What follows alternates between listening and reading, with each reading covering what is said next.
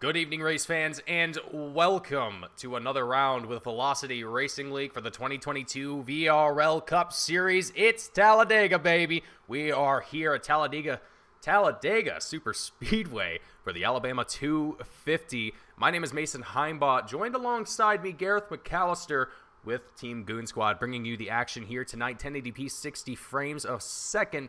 Folks, I want to thank each and every single one of you that is tuning in and joining us here at this moment as drivers get themselves ready to go for their qualifying runs here today. Now, Gareth, we were talking a little bit before we went live, just kind of poking and prodding, seeing what the strategy might be for some of these drivers. Not necessarily strategy, but what we might expect to see here today. Now, traditionally, Talladega is one of those tracks among the super speedway giants, such as Daytona, where lifting off of that gas pedal is almost non-existent unless you are in that draft and you are picking up a heck of a lot of speed, as that's what we're going to see a lot of here tonight, as right now Patrick Colby across the line is going to be the first driver with his qualifying lap currently underway.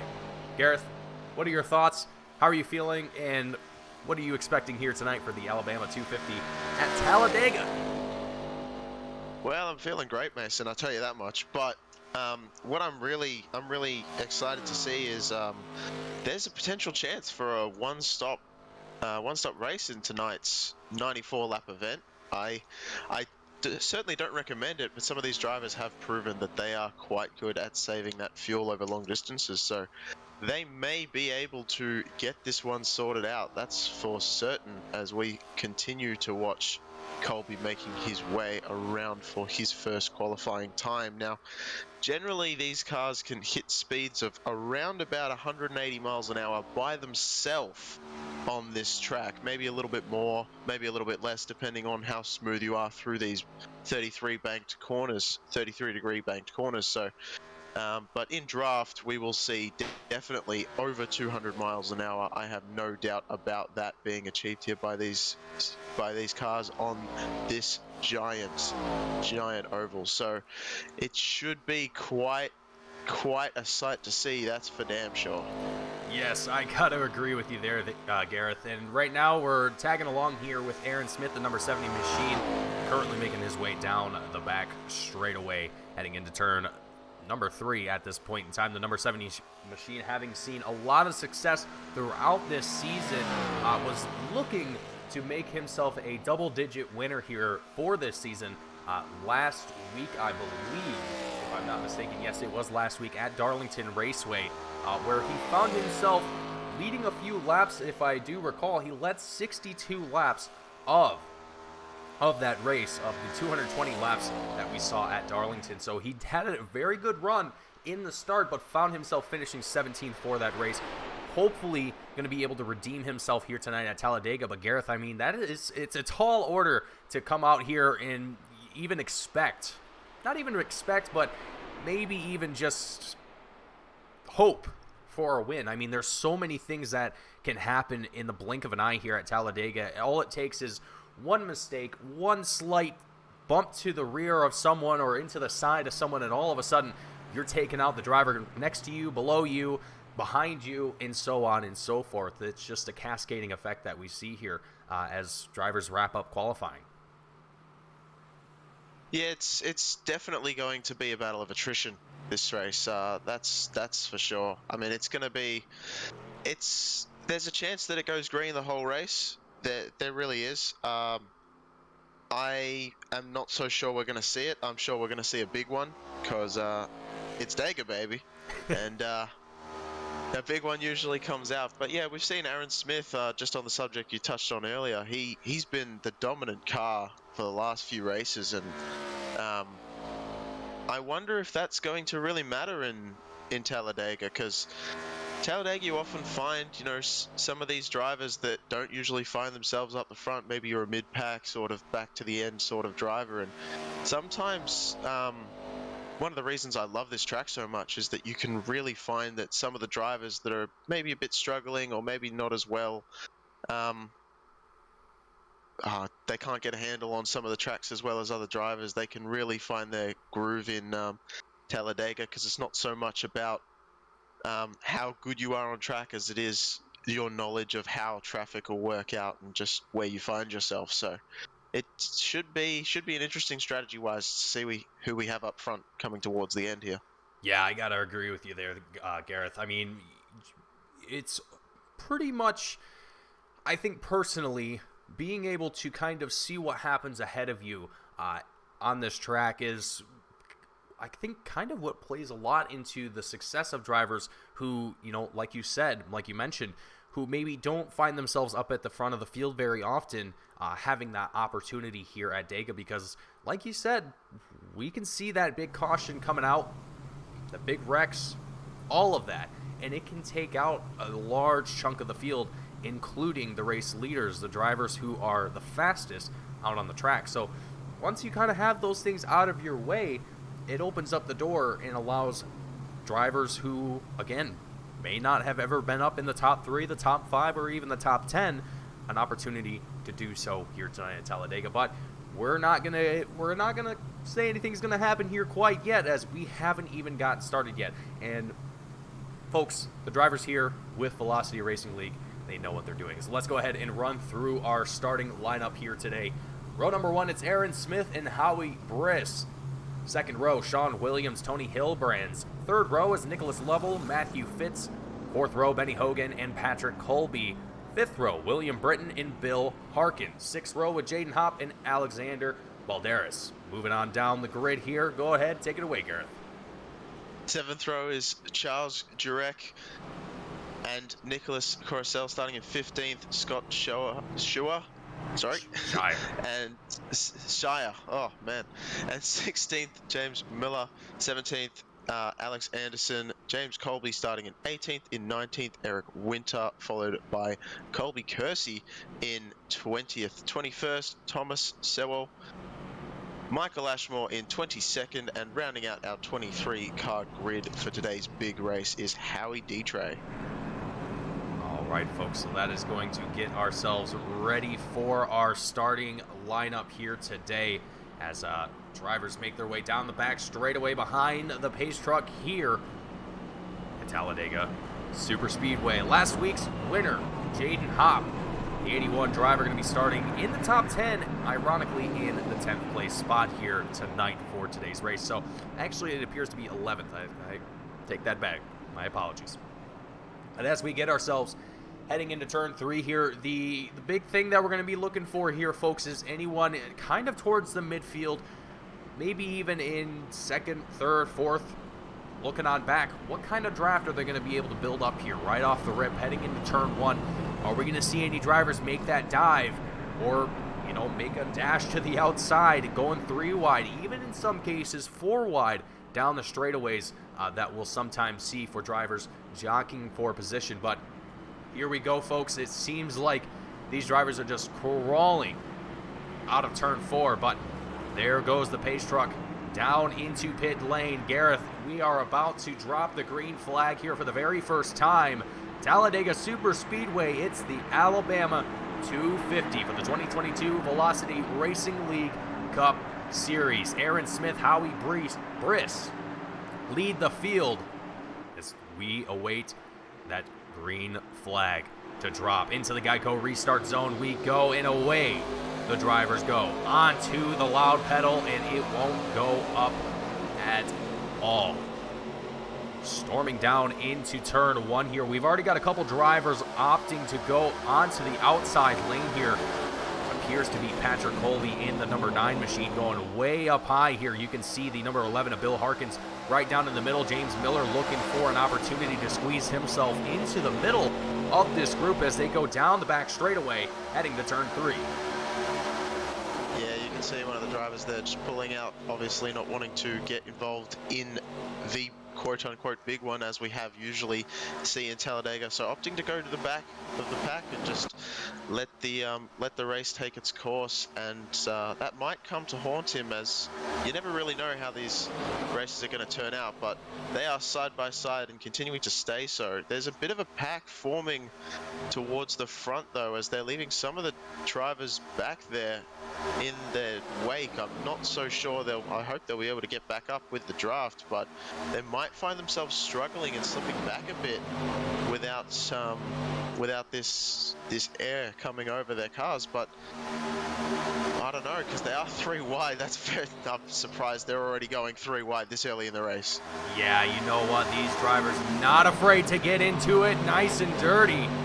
Not too dirty, though, as we see a little bit of contact there. It looked like from Matthew Fitz. I'm not sure who that was that dropped back in. I think it was, I want to say it was Nicholas or James Miller, the 09 machine. Not entirely too certain. I didn't catch the number on that in time, but it's a battle for the lead. Aaron Smith, Tony Hilbrands, they are neck and neck with each other. Sean Williams in the toe of Aaron Smith here, staying right on the bumper. You also got Howie Briss, the 97 machine, with James Miller tucked up right behind him in that 09 car. So we've all, I mean, Garrett, 3 wide, 2, well, almost 3 deep here, as it looks like the outside line starting to diminish, as Matthew Fitz, he's saying, no, this is not going to work. I don't have anyone behind me to help kind of push this line further, as now it's Tony Hilbrands able to take the lead and is now going to lead into turn number 3 with Howie Briss up on the outside. Aaron Smith just behind him, and we see that 09 Canadian machine trying to make it work around the outside of turn number 4, back down the front straightaway. Gareth, things are only getting warmed up here at Talladega. Yeah, it's getting chaotic already. We're only 3 laps into this race, Mason. This is incredible. Yeah. But Aaron Smith has already gone from bottom to the top. We saw Howie Briss try to tuck in front of Aaron when they were both leading the race, and he couldn't make it, so he had to come back up. And just speaking of Howie Briss again, he seemed to just push Hilbrands to the front, and obviously still leading this one. Aaron Smith tries to go on the top side, 3 wide. Not sure if that's going to work out for him. If he has no help, it's certainly not, and it looks like no one's willing to go with him, so he's going to fall back down the order as we continue to watch Hilbrands and Briss go at it for the top spot, as Hilbrands pulls for the outside, trying to get around Briss. Briss says no. Hilbrands says, I'm doing it anyway. And they're going to go 2 wide once again and really fight this one out. Hilbrands is going to stay in front for that lap.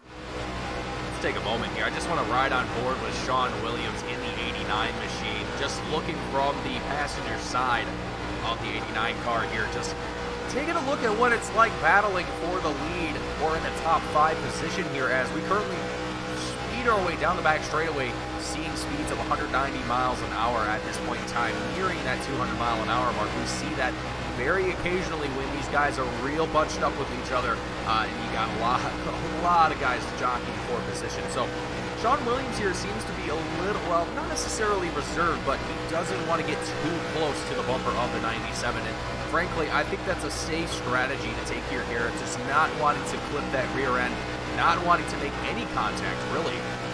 Trying to avoid that big yellow, because any slip up here, if you make contact with that 97 right now and he goes up to the top of the track, I mean, I can't even tell you how many drivers here are going to get involved in that incident. It's going to be a bloodbath, to say the least. But these drivers handling it phenomenally well. It's lap 6 of 94. Everyone doing a phenomenal job, and frankly here, Gareth, I'm actually surprised. I was almost expecting to see more 3-wide action here, but these guys, no, they're taking it fairly reserved at this point in time. 2 wide at this point still, and I can't even tell you how many deep it looks like for the front of the field. It looks about 6 or 7 deep. We have another pack of drivers slowly starting to reel themselves into the mix here. That looks to be the 17. There's so many cars on the track. The 37 is what I'm seeing. Nicholas Lovell, there he is. So we have another pack of drivers starting to reel themselves into the top of the mix here as we come down the back straightaways. So I'm real curious, Gareth, how this is going to play out. I mean, we've already seen Aaron Smith. He's down 15 spots from where he started in the lead. So I don't know. We're seeing a lot of shuffling happening. James Miller, he's up 14 spots from where he started tonight, and we're only 7 laps in, 8 as we cross the line here at Talladega. Yeah, as I was saying at the top of the show, you know, you can get some drivers who sometimes might be struggling a little bit more with the car, and just with the use of draft and knowing how the air works and around them, they can just pick their line and just go. So James Miller certainly showing that he can do just that as he continues to be out in front. No one's really lost the draft, I don't think, at this stage, so it's nice to see that the entire pack is still there, although a little bit spread out towards the end as we look on board from the back of James Miller's car up front, the 09 machine with Tony Hilbrands on his inside.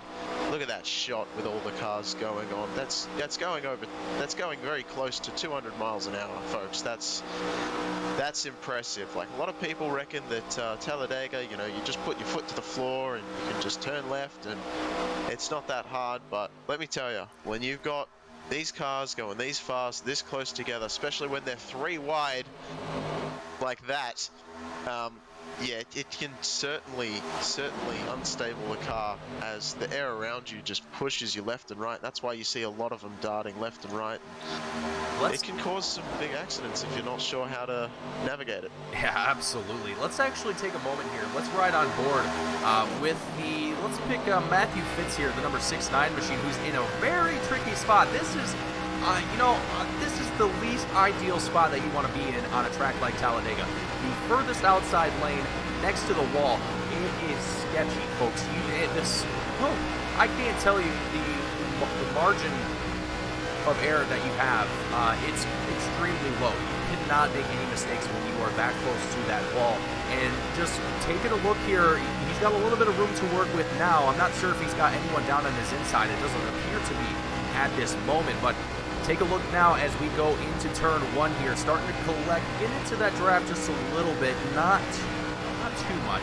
He's trying to stick up onto this outside lane here, as this is where most of the activity is up at this part of the track. But taking a look at just watch here for a second, folks. Watch as we get into this. Oh, he actually lifted there.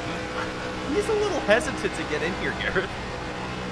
Well, you know, I'm not really surprised. There wasn't a whole lot of room, but one thing that I just had to touch up on there was, even though he lifted, you could see the RPMs never went below bright red. Like, they were consistently so high. They're really pushing these machines. Like, even if you lift and go back into the throttle, the needle just does not move. It's incredible that these engines can perform as they do at these high PMs consistently. Oh boy. Seeing that wobble from James Coulibaly in the 22 machine got me a little nervous there for a second, but I want to take this moment here to shout out all of our viewers as well. We've got James East, the lovely owner and founder of Team Goon Squad, here watching the show with us tonight as well. Don Hilbrands, a usual, here. Another week, another race with VRL. Don, it's great to have you. Tommy Valenzuela also here tonight. Yap it, great to see you back. And you viewer that we saw a little bit earlier before the show, welcome to the show here tonight for the Alabama 250, as it's lap 11 of 94 here for the 2022 VRL Cup Series Alabama 250. It's been some incredible racing here, folks, if you're just now tuning in, catching the action as it unfolds. As right now, we were talking about it a little bit before the show went live. Gareth, we were talking about the fuel window and how normally in the past few races that we've seen, we get a prediction, we get a rough estimate of when we expect drivers to have to come into pit road to get that fuel worked out, get a fresh tank of fuel.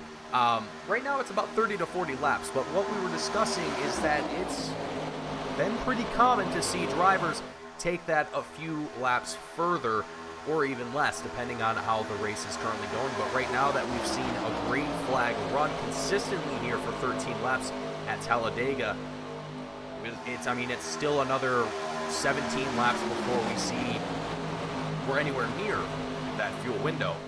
But my point being here is, are we going to see kind of anyone really stretch things tonight, given how close this race is? Talladega, that's just the nature of it. It's close racing through and through, all the way to the checkered flag. Unless you're wrecking left and right and drivers are dropping out of the field like flies, but here tonight, that's a completely different story. So green flag pit stops here, Gareth, I mean, that could be pretty interesting, pretty spicy, and I don't know, I really want to see it happen, but how it's going to happen is another question in of itself. Oh, definitely spicy. There's going to be a lot of communication on the radios between teams. I can assure you of that when we come to the pit window in question. But yeah, we definitely have seen some drivers really push it, like last week in Darlington. We got a fuel window for that one, and some drivers were pushing like 4 or 5 laps more, and if we get the same sort of fuel saving, same sort of strategy as we go 3 wide, several rows deep, probably 3 rows deep at least, yeah, 3 wide, that's pretty incredible running close to that wall. As you said, it can get very spicy up there, but yeah, so it should be an interesting one, especially seeing that they'll have to go all the way from, as I say, getting close to 200 miles an hour, way down to 55 miles an hour for pit road. So, and you can definitely lock up the brakes, very easy to do on these very heavy machines with very small brakes, because of course, they don't need them that much. Yeah, and I think that's often kind of overlooked by a lot of viewers amongst just racing in general. Is for these cars, they're not like Formula One cars. They're not like Indy cars. For a lot of our North American folks who maybe don't follow as much of road course racing, the brakes required on these things, they're not nearly up to the same. Ooh, big scrape here from the 64 machine of William Britton. But as I was alluding to, they're not as beefy, they're not as beefed up as what you would see on an Indy car or a Formula One car, but either way, it does the job enough, but drivers have to do a phenomenal job of making sure that they don't lock up those brakes, they don't get those tires squealing across the commitment line and getting those speeding penalties that we sometimes happen to see here in some of these races. And here tonight at Talladega, I don't know, Gareth, I think we might see 1 or 2 of them for some drivers here tonight, especially with how close the battle for the lead is. And right now it's Eric Whitner, the 17 machine, up 18 positions from where he started. Gareth, like we were talking about at the top of the hour, the beginning of the broadcast here tonight, drivers who don't often see themselves in the front of the field going to possibly see them up here tonight as Eric Whitner, James Miller. I can't really say James Miller doesn't see himself up there too often, but either way, Whitner having an opportunity to dance with the drivers up in the top 5 here tonight. Yeah, well, you can see Hilbrands was really pushing very close to Eric Whitner, so pushing him to the front. Not getting a whole lot of help from Sean Williams behind him. Looks like a little bit of a gap has formed there, although certainly cannot have a go at Sean for that, because we know just how difficult it is to maintain the gap in front. And Hilbrands pushes up. Miller thinks about going higher, but stays behind. So that allows Sean Williams to run right up to the back of Eric Whitner. Not sure of how much of a push he's going to get though, as Sean just wants to prove me wrong and gets a little bit closer than I've ever seen him get so far. But it's not as close as James Miller, who's found something else in that machine of his. That 09 machine has been up front and pushing the whole time. But one thing I don't often hear talked about in Talladega is the way fuel runs out here. Like, if you're at the front because you're getting all the air and the cars behind you are in your draft, so they've got no air coming towards them and resisting them on the way forward as they throw the gas pedal down, it really adds up. Like, you'll probably use about 2-3 laps more fuel staying out in front of this pack than you would be, say, if you were sitting behind them, even if you're going slightly faster. So I think that's pretty incredible again for our pit window of how this one's going to work out, because you definitely don't want to pit by yourself. You want to pit with as much as the pack as you can, so that you don't lose that all-important draft. Yeah, and that's an interesting point that you bring up too, Gareth, and I think that might be part of the reason why we're seeing a lot of this shuffling happening towards in the front of the field, and frankly just throughout the field in general. Drivers like James Miller and like Aaron Smith, Tony Hilbrands, for example, who have been doing a phenomenal job in leading this race. Aaron Smith, who unfortunately found himself back towards kind of the midfield here after getting caught on the outside line and falling back a little ways, but he is quickly working his way back up into the groove of things. But back to my point here, some of these drivers, they might be aware of just that issue and trying to kind of just say, hey, you know what, you take the lead, I'm going to fall back behind so-and-so driver, save my tires a little bit, save a little bit of my fuel, and try again in a couple more laps. I'm not sure exactly if that's the strategy of every driver here, but I'm sure that there's probably at least one thinking that here. As you know, again, Talladega is one of those racetracks where you're not going to be leading the whole race, and if you do, huge props to you, because that is a phenomenal feat to accomplish in of itself. But you have to be prepared for those passes. You have to be prepared for when your line suddenly becomes slower and everyone's starting to pass you on the outside or the inside, whatever the case may be at the point in time. But you got to just prepare yourself and know that you got to find a balance. You have to know when enough is enough for your car and for yourself to kind of back off and let the other drivers take the lead for a little bit. Let yourself prepare for your next run, if you will.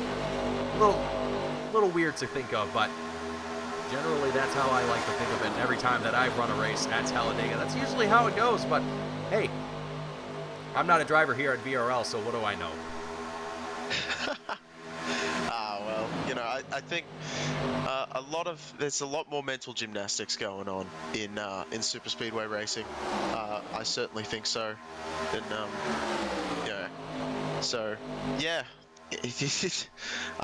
Sorry, you kind of throw me with your comment earlier, but no, it's all good. As we got Miller and Hilbrand's really showing us how it's done, but yeah, I'd be certainly worried about that fuel, especially with Miller up the top. I mean, we are approaching the lower part, I should say, of the fuel window in about 6 or 7 laps here, so we've still got a bit to go.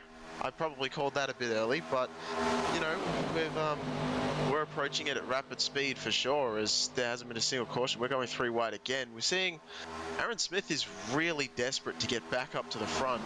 I've certainly noticed him, like, he pushes out, he tries to get up there, and he is pushing Benny Hogan right now. He is pushing him hard. You can see it. Look at that. Just the 2 cars by themselves up on the high side, and they are showing you how to get speed in this. And of course, as I say that, they fall back a little bit, but I'm sure they'll prove me wrong coming up here.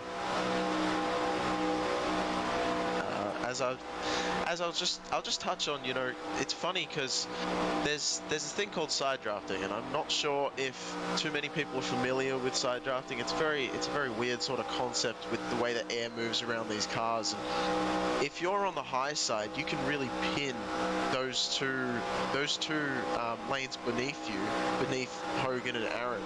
If Benny gets like towards the rear quarter panel of one of those cars, obviously not touching them, and then shoots up the track just as they exit the corner, you can really get a nice little bit of side drafting, and it doesn't typically propel you forward as much as it slows the car down on the other lane, and it can really help in a drafted pack, as we see 3 wide with Sean Williams taking over the bottom lane and James Miller chucking himself up in front of Benny Hogan up the top. So we've got 3, and Hogan's trying to make it 4 wide.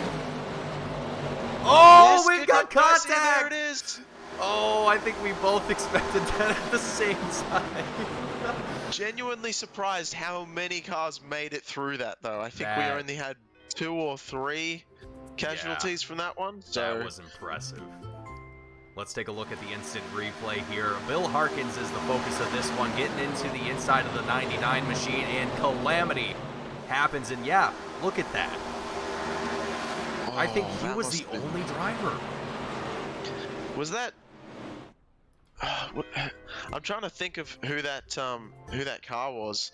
There was a car that he just shot across and just barely made it through. Let's take a look one more time. Let's see if we can get level? It might have been. Let's take a look at it in slow-mo and see if I can pin who that driver was.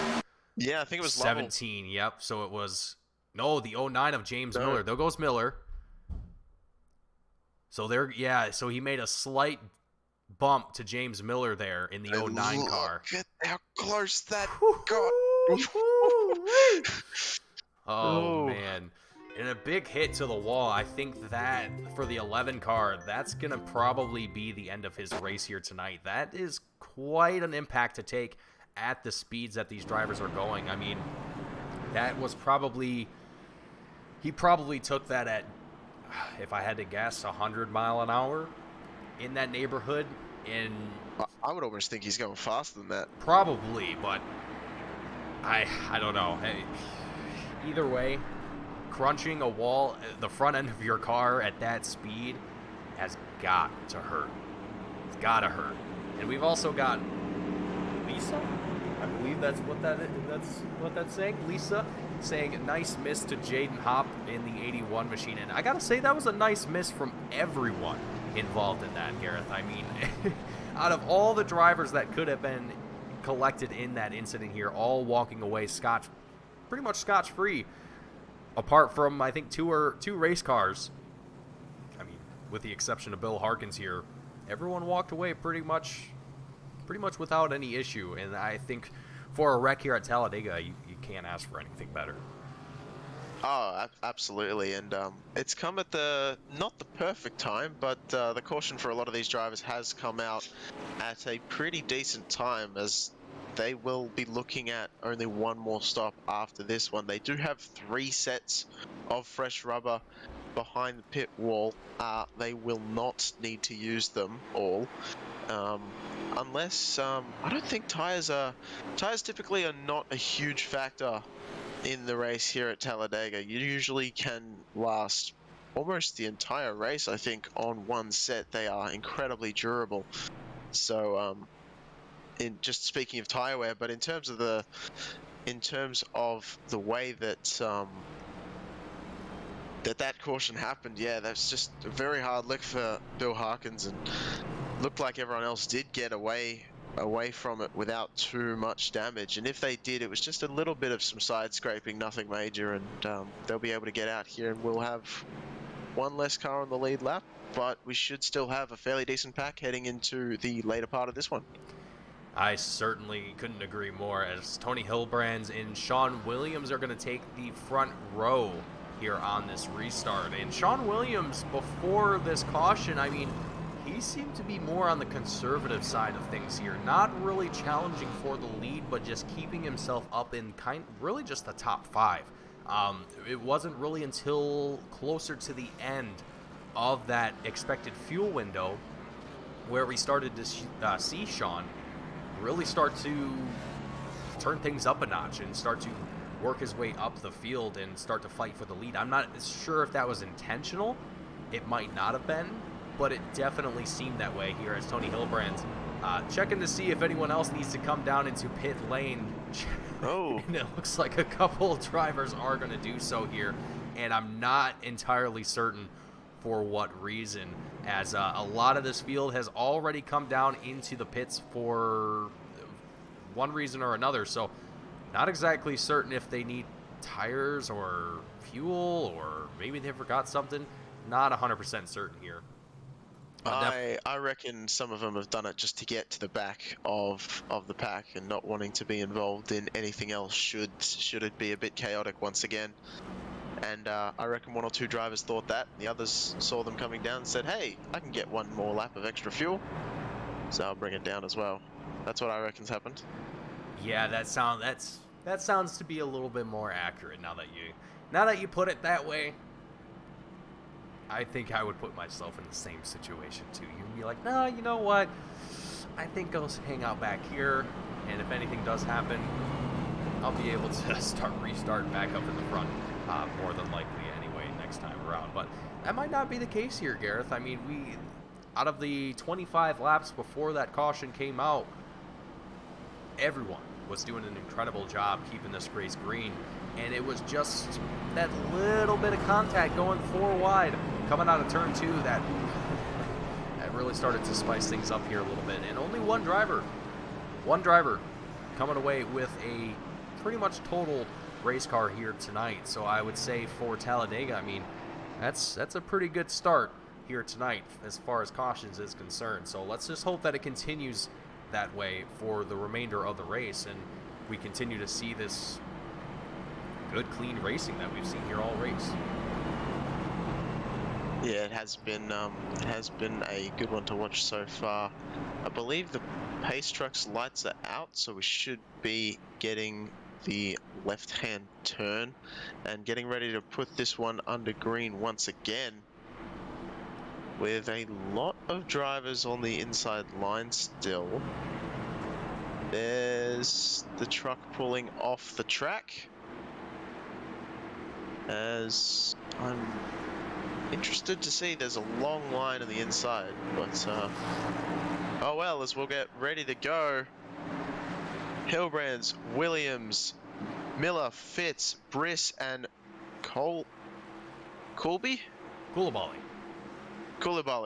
Right, there we go. Some of these names, man, I'm not the greatest with, but there we go. Ernie Hilbrands starting off, Sean Williams right next to him, getting a good launch from both drivers. One driver already pulling out. I believe that might be Benny Hogan up there. Yes, it is. Falling back a little bit, not wanting to get too involved this early. Sean Williams not having a lot of company behind him, so not as much of a push for him behind him as look at the train behind Hilbrand, certainly getting something done, as most drivers seem to be choosing the inside lane. And 3 wide again with the 22 machine up the top. Gonna be Koulibaly. Really testing my pronunciation of that one.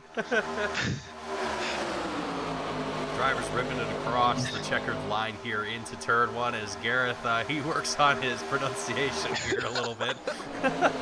3 wide though here once again, and I mean, these guys just, they're giving it their all. But what I'm really curious here, Gareth, is that we're seeing, look at this divide, and poor James Miller just right smack dab in the middle of this. He's just, you know, you have 3 options here at Talladega, really, I mean, as many as you really want to kind of imagine here on the straightaways. But going in through these turns, James Miller getting stuck right smack dab in the middle of all this action here with no other drivers behind him giving him that draft that you kind of need to keep up with the rest of the field. Otherwise, you're just kind of like a bag of bricks, just falling down the field here. So Tony Hilbrands, though, look at this 92 machine, Gareth. I mean, he is just on a mission, holding on to this lead, not really trying to let anyone get up around him.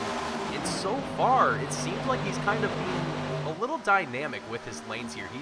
He's seeing where the challenges are coming from, and right now it's the bottom lane with Howie Briss in the 97 down on the inside as we come down the back straightaway. Not able to get a block in time for that one, and maybe he didn't even really want to. It's kind of a risky move to throw those kind of dangerous blocks, if you will, here at a track like Talladega. But sometimes you'll see it. You'll see those guys make those dives and be like, hey, you're not getting around me. I have the fast lane here. I have the fast car. I want to win. And that's the mentality you see sometimes with these guys, all extremely respectful to one another. They just want to have a good race, and they want to put on a good competition for one another. Oh, absolutely. I mean, we want to see them put on a good competition up here in the booth. It's fantastic to watch. We, you know, these drivers go above and beyond. They're much better than some of the other people I've witnessed before. I'm not going to say that out loud. You didn't hear that from me, but we've got still Hilbrands leading this race, and Miller and Hilbrands, we've seen them up the top consistently. Benny Hogan's found something, and there's. Okay, that yeah, that threw me for a second there, but we'll continue on as if nothing happened.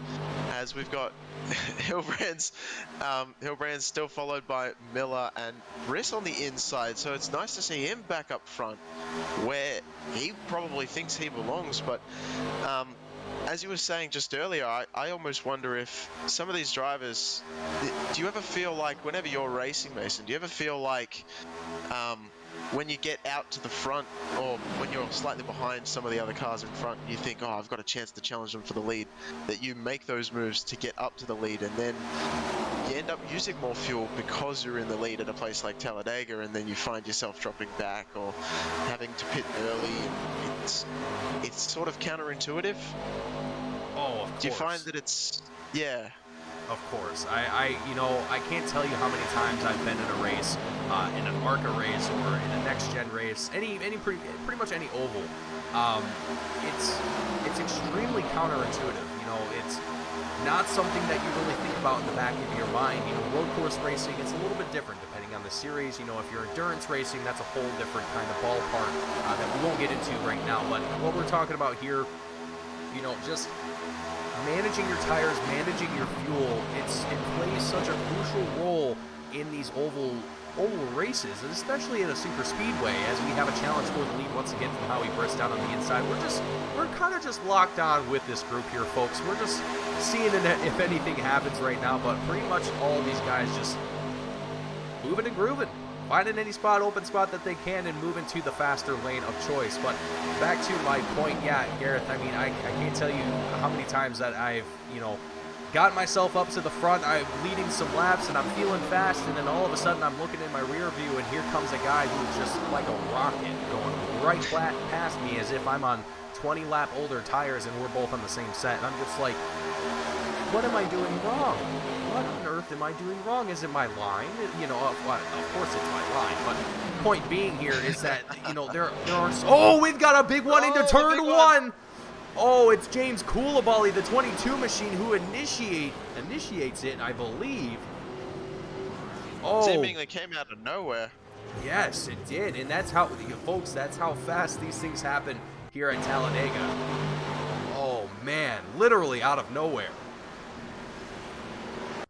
Let's back this up here, take things into slow motion as, again, folks, these things happen so quickly that it's hard to kind of get an idea. Okay, so, the contact from the 99 pushes the 22 up into the top of the track. And, Gareth, that's exactly what I was talking about earlier, how Sean Williams was being a little bit conservative and wanting to kind of stay away from Howie Briss ahead of him and not wanting to get into that rear end, because this is a good example of what could happen. I mean, he wasn't in the same position as the 99 of Alexander Balderas in that situation, but same kind of concept applies here, as this is a big wreck involving multiple drivers here.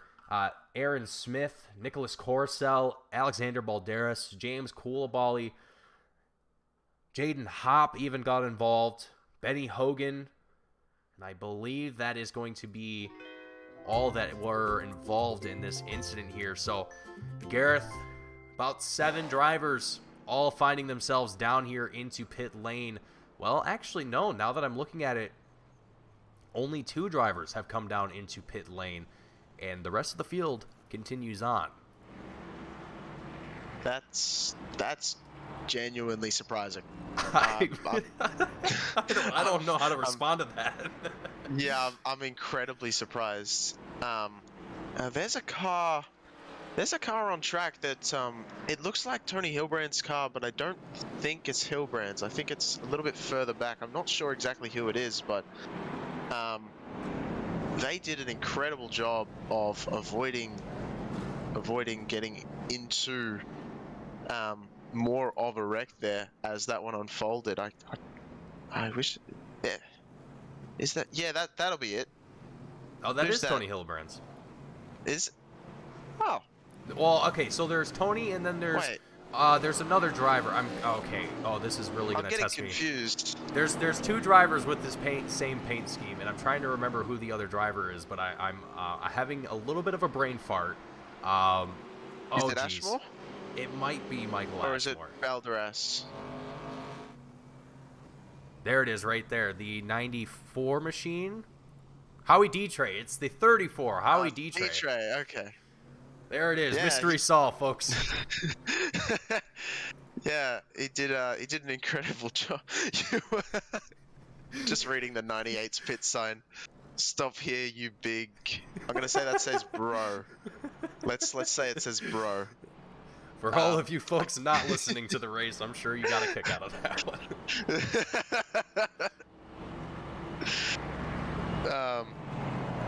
But yeah, Dawn is right saying that was intensity out of nowhere, and I did think the 22 seemed like they came up off the bottom line a bit too high, and that may have been the reason for that one unfolding it like it is. But you know, that kind of stuff just happens with with the air flowing around these cars. Sometimes they can just shoot you up somewhere, some way you didn't want to go, and that can happen. The big one just comes out. That's all it takes. That's all it takes here at Talladega, and I think that was a great example of just how that can play out.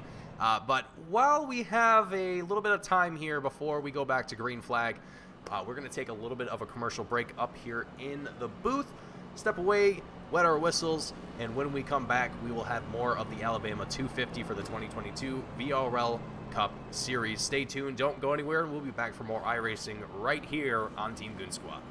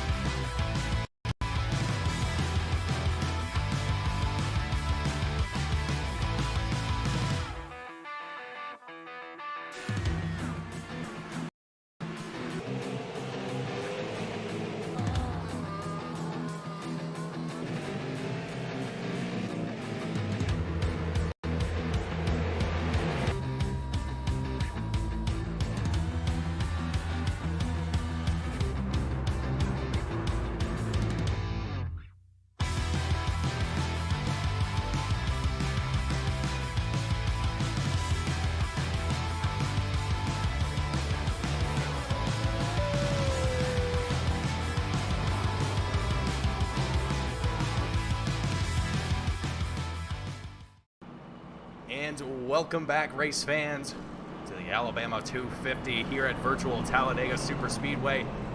My name is Mason Heimbaugh, joined alongside me, Gareth McAllister, in the booth from the lovely land of kangaroos. Gareth, how are you feeling at the wee morning hours coming from Australia, enjoying the action here with Velocity Racing League? Oh, what a way to wake up! Honestly, it's fantastic. It's a fantastic way to wake up in the morning to watch these guys thunder around, and yeah, I can't say much more than that about the race we've seen here tonight. It's been a bit up and down. It's been like fairly calm and consistent, and then just chaos. But so far, you know, it's been fairly consistent and fairly calm for most of the race so far, and I'm thinking we'll see a little bit more of that to come as these drivers probably start to cool it down, realize, okay, we've still got nearest makes no difference, about 60 laps to go, so we'll just take our time and get settled in and come back to it. Absolutely, as the pace truck makes the dive back down into pit road. Going to come back to the green flag here with on lap 38 of 94 here at Talladega as we await to enter into the Geico restart zone. And the green flag will drop here once again. And we'll see who's going to come out on top of this battle here now that we've kind of gone through our, I don't even want to say it's our final pit stop here for tonight, Gareth. I mean, it's only lap 38. And it still feels like there could be another pit stop before the end of the race here. What do you think? It'd be a very far stretch for any one of these drivers to get all the way to the end of this run. I don't think it's possible.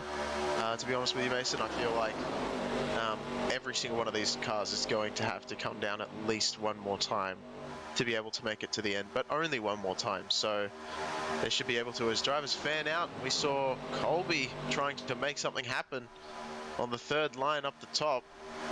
Doesn't look like he's going to be able to make it happen. If he's got no support, then he will find himself staying still or dropping back, which looks exactly what's going to happen. But you know, I know we've talked about him a lot, but I just got to say how impressed I am with James Miller in this race. He's constantly up at the front.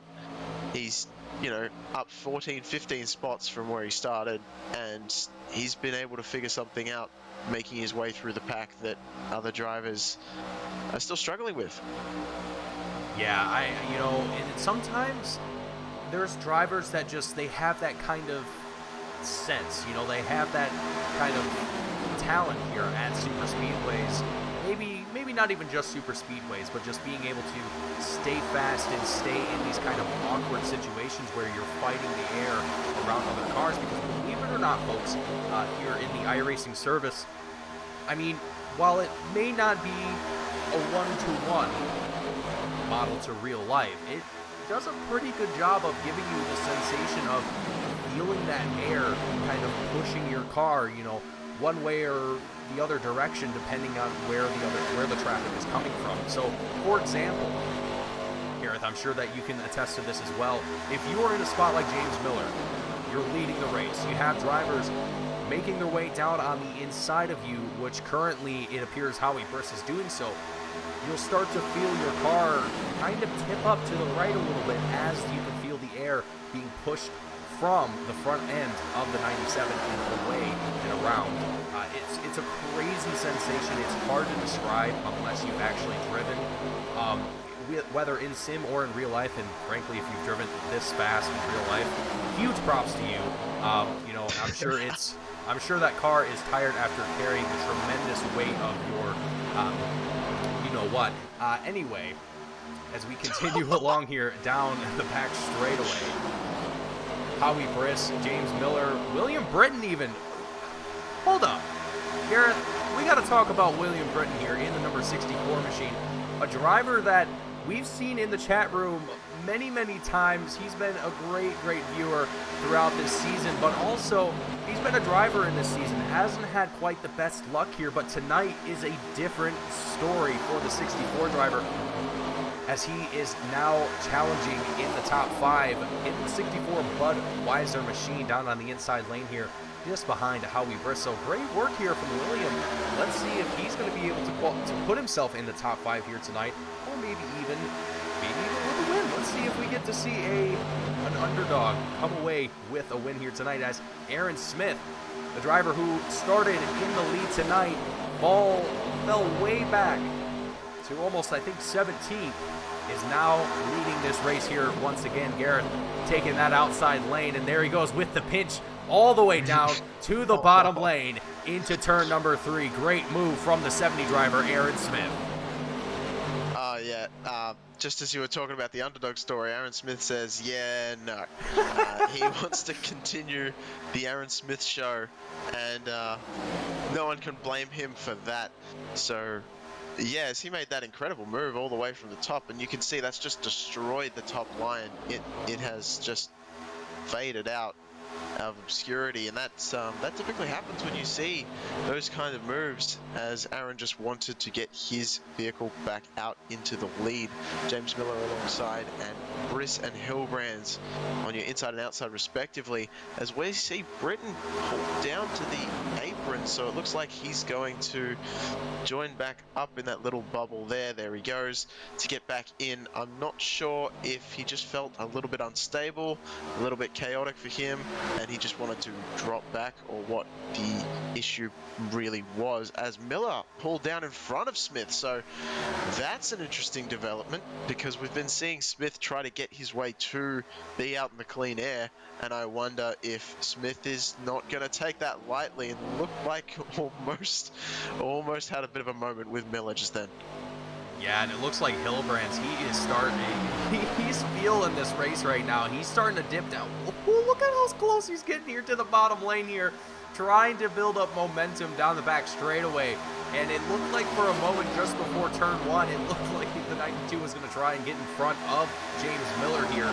Not quite able to do so that time around, but he continues on with, it looks like, Alexander Balderas, the 99 machine, behind him at this point in time, giving him that draft, as well as the 81 of Jaden Hopp. And we've also got a few other drivers here starting to get themselves collected into the mix of things. Sean Williams as well, another driver that's I don't know, Gareth. He's just kind of been the silent killer here, just patiently waiting in the background, just waiting for that opportunity to come and seeing just, I don't know. I think we're going to see an interesting moves, interesting strategies being played out from the 89 driver of Sean Williams, as, again, you know, he hasn't been up there in leading this race by any means, but he's been up here in the top 5, the top 10, just kind of lurking, just conserving tires, conserving fuel, as we were alluding to earlier, Gareth, or as rather you were. Staying in this draft is going to help you more than when you are in the front of the pack having to work through all of that air ahead of you. So, I don't know. A lot of interesting moves being played out here, Gareth, as we come across the line. It's lap 46 of 94. And so far, we're back to a lot of the same that we saw previously, as Tony Hilbrand's, there he goes again, trying to make that dive into the bottom lane. And here we go. We've got a pack starting to form on the outside lane, with it appears to be, who is that? It's, I believe it's Whitner and Corsell, I believe. Oh, yeah, Corsell's up there by himself now, and he's going to be dropping back a little bit as he doesn't have any help with him at the moment. But yeah, that third lane, you know, when it gets, I mean, Aaron Smith proved it earlier, when it gets going, it can definitely be a force to be reckoned with, but you definitely need quite a few cars to make it work, and no one is willing to really jump out and create another one of those sort of drafting lanes up there, as we see a 3 wide developing, and it looks like, yeah, they're going to stay 3 wide. And who is that in the middle? Is that going to be Balderas? I think it is. Yes, it is. You know, we haven't talked about him.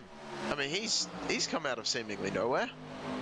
He's kind of been lurking up here a little bit, honestly, Gareth. I mean, he's also, I guess you could kind of include him in the same category as Sean Williams. I mean, kind of just staying up here with the top of the pack, as we're 3 wide for the lead, and Eric Whitner, the 17 machine, now going to be leading this race with support from Alexander Balderas, and there's a little bit, whoo, that was close, between the 81 driver of Jaden Hopp and Alexander there, as we come through turns 1 and 2, back onto the back straightaway. We're 3 wide, 3 deep. Look at this action as we are speeding our way into turn number 3. So this is definitely going to be a battle of the push, as we see the lap car around as well. So they will catch quite quickly onto that lap traffic, and hopefully that doesn't play too big a role, as we've still got 3 wide action. So there's not really anywhere you can go on the track to avoid that lap traffic, unless lap traffic goes down below that yellow line, which would probably be the recommended course of action, as we see Hilbrands and Whitner still going ahead. Whitner, another one that's kind of been, yeah, there you go, lap traffic getting out of the way. Quite a smart move on that. Look at how slow he is too compared to the rest of the field. Like, folks, it's hard to portray just how fast these guys are actually going, because as a spectator, it doesn't look that fast. Let's be honest. If you're just watching, if you're just, you know, a bystander and you're just seeing a car go by, it might not appear that fast, especially with the camera angles that we have here. It doesn't appear to be, you know, nearly 200 miles an hour. But folks, these cars are booking it. I mean, if we were to take a car going, you know, let's say 55 miles an hour, going down your back road, you know, whatever, 55 miles an hour next to these drivers would just look like a turtle crawling. It's insane. Look at this 4 wide action, though, for the lead. Well, it was for the lead there for a second. Now for kind of mid-pack here. That quickly disintegrates, though, as they all realize, hey, let's not do that through turns 1 and 2. This is going to end up in a very sketchy situation here. But, yeah, just how fast these guys are going, it's amazing. It's truly incredible. Oh, absolutely. you know, I keep on spotlighting drivers, but I'm gonna do it. I'm gonna do it at least one more time. I'm gonna say Nicholas Corsell. Like, he has been trying to make the outside lane work the entire race. I've seen him higher than anyone else, trying to get something going. And usually when someone does come with him, they come with him in front of him, as you can see there once again. So I wonder if anyone's going to go behind him and see if they can actually push him to the front, because if he's managing to maintain quite close to the drivers up top, even without staying too much in the draft. So there must be something interesting underneath that hood that has been cleared that seems to be a little bit more powerful than everyone else out there. That's what I reckon. Yeah, you know what? And with all these setups being, you know, verified by Tony Hilbrands himself, being that he does the setups, you know, there's a very good chance that the 7 machine might have got a little bit of a slight tune-up on that 7 machine, and is, you know, like you said, he's showing a lot of really good pace here, able to make that outside lane kind of work for him. But again, like you mentioned, Gareth, he needs that support. He needs that extra driver, or ideally 2 or more, to be able to make that outside lane work and really be fast here tonight. But with how many drivers that we currently have for this race, and keep in mind, we do have quite a few, I don't know if it's enough to make that make this a 3-lane race. You know, we're seeing a lot of side-by-side action. You know, 2 wide, 4 deep at this moment for the lead.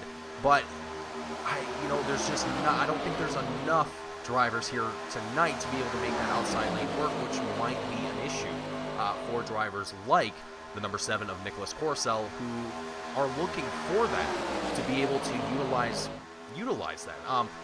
But another thing to kind of mention here, Gareth, as well, is sometimes that outside lane, it's used rarely in some cases. You know, some races that I've called for, it's similar to this, where it's side-by-side racing the majority of the time, and then every so often you'll see that outside lane start to develop and make that pass to the front. Pretty much the outside lane here, that far top lane is the lead changing lane, as I like to refer to it. Oh yeah, absolutely. You can really get a whole lot done, and it seems like the middle lane seems to be where I guess it would be the outside lane if they're only 2 wide. It certainly seems to be the way to make the passes. As Aaron Smith doing it once again, going to the outside. There you go. There's Nicholas Corsell too. And Corsell, exactly. I was just about to say, you know, he's still up there. He wants to make that outside lane work, and with Aaron Smith, and now also getting pushed from behind by, I believe that's William Britton. So I believe it is. Yeah, it is. So yeah, that could definitely start working. It looks like it is as they keep going. We're seeing 3 wide battle for the lead again.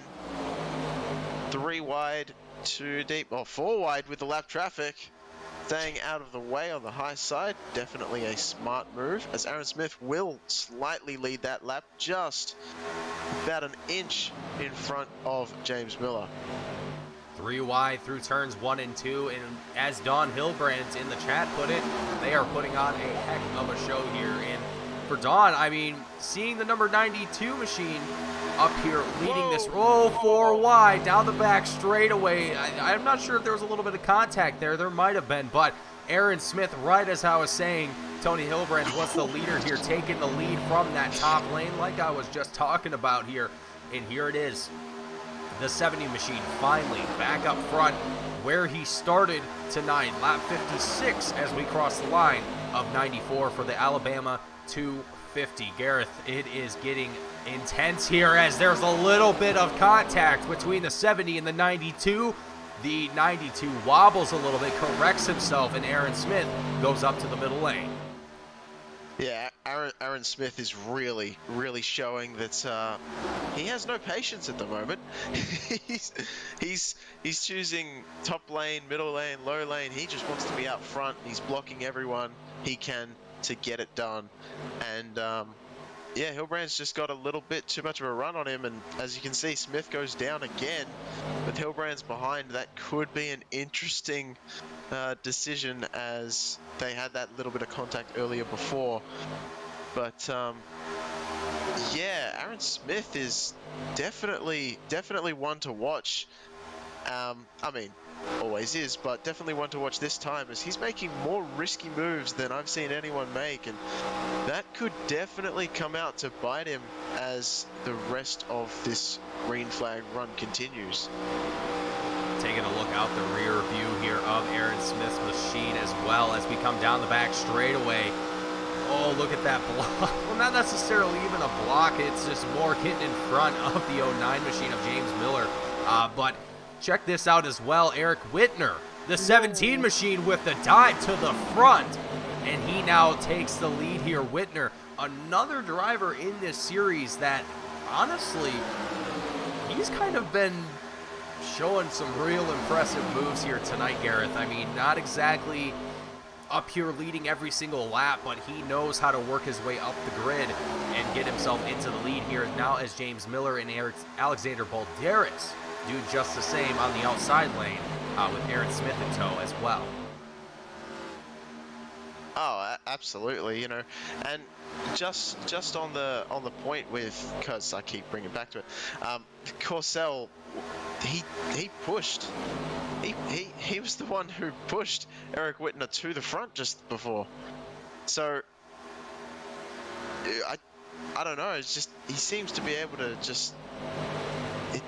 He's got to have something under that machine. I seriously do think so. But Aaron Smith trying to get the outside lane working once again, and not any help coming for him this time by. Might be able to use the lap traffic to his advantage, or it could be dicey. Nope, managing, able to get through.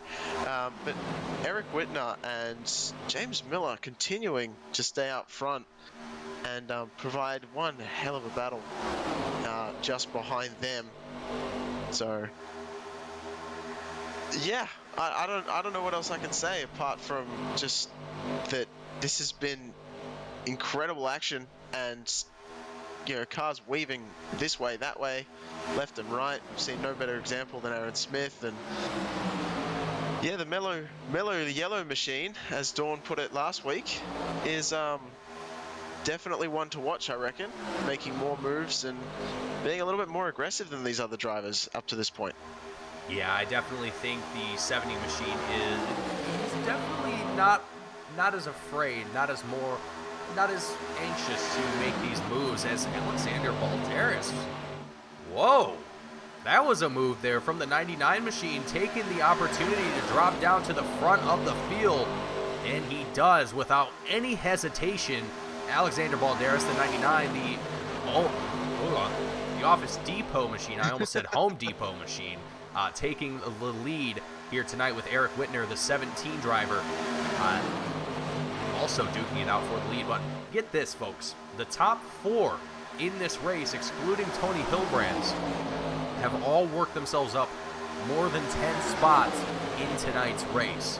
I don't think there is any statement that you could say that is more Talladega than that in of itself, because it seems so often that we just see drivers who in the season may not have done very well come away with a top 5, a top 3, or even a win. Yeah, that's the thing, Mason. This track is pretty famous for having winners, a different winner pretty much every time you come here, and it's proving that way at this point. Aside from Aaron Smith, as we see, being up front and pushed by none other than Corcel again. So yeah, I keep saying his name, but he keeps on proving that I'm looking at the right person. Yeah, he definitely keeps putting himself up here in the mix of things and showing he knows what he's doing. He's got what it takes.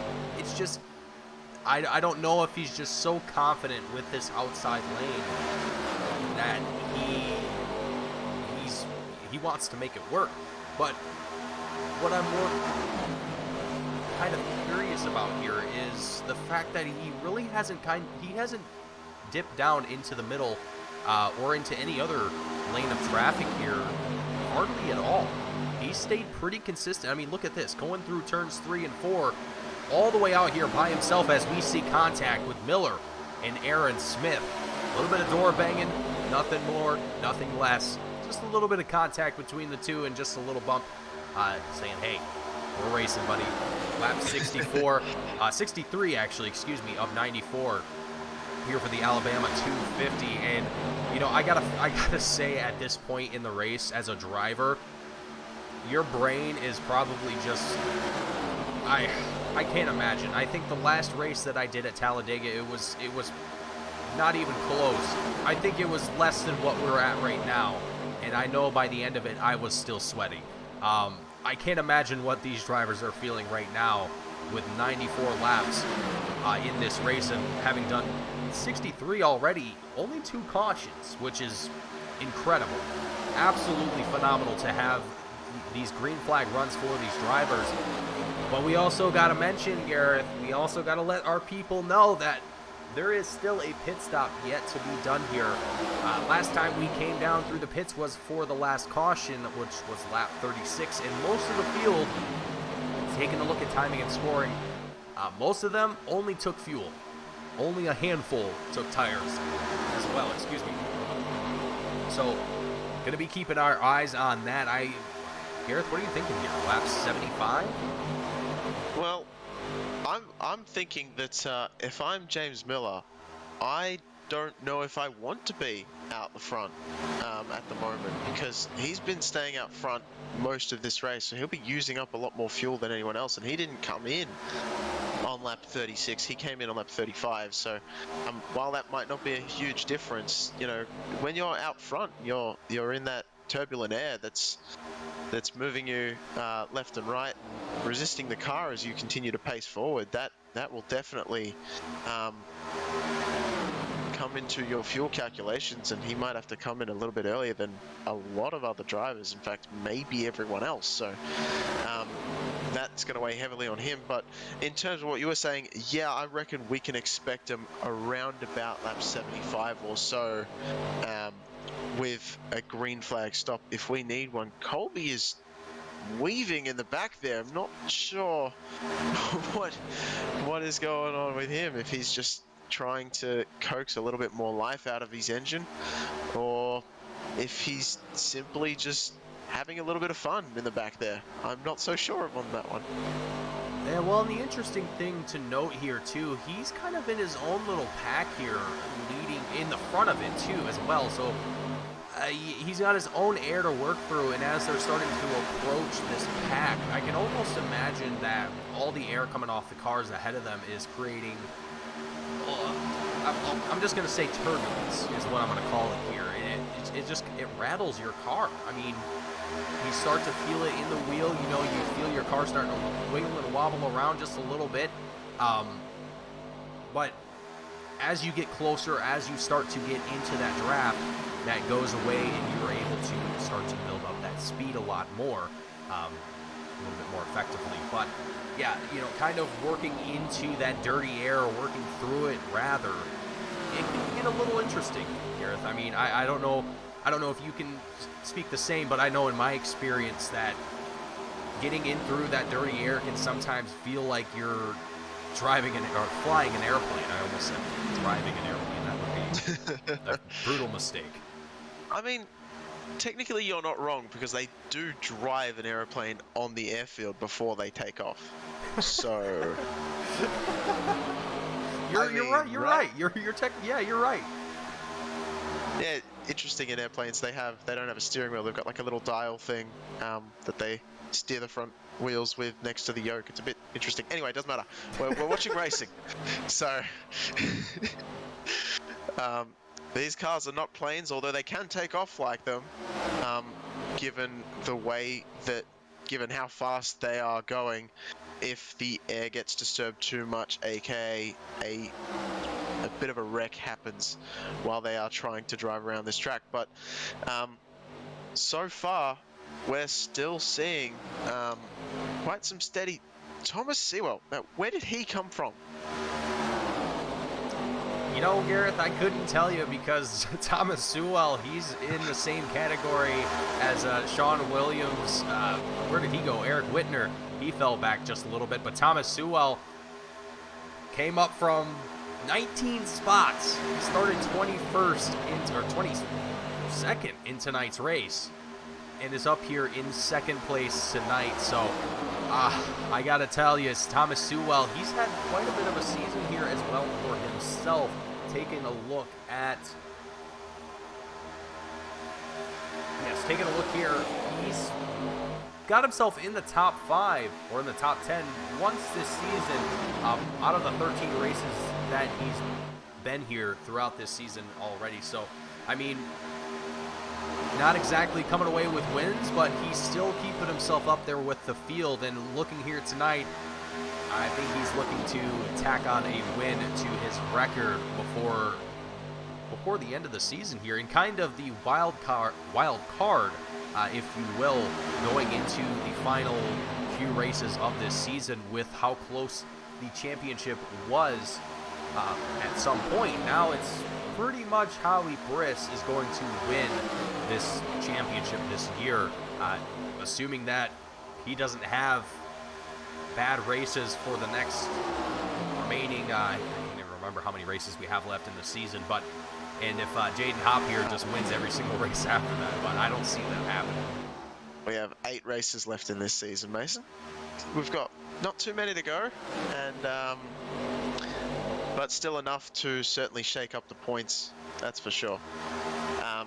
As we can see the field start to get relatively single file now, I am interested by that because certainly the fuel window is open, so we could be seeing pit stops anytime within the next few laps. As there we go, perfectly timed. We've got half the field coming down and half of it staying out. Let's see if anyone locks up the tires as the 92, no, the 59, who was that? I couldn't see that. Was that Matthew Fitz? I think that was Matthew Fitz. It was. Oh, the genuine draft. What does that say? Miller? Yes, the Miller genuine draft machine, the 69 car. Oh, man. And Gareth, you know, that's what we were talking about kind of at the beginning of the broadcast, getting these pit stops right during green flag.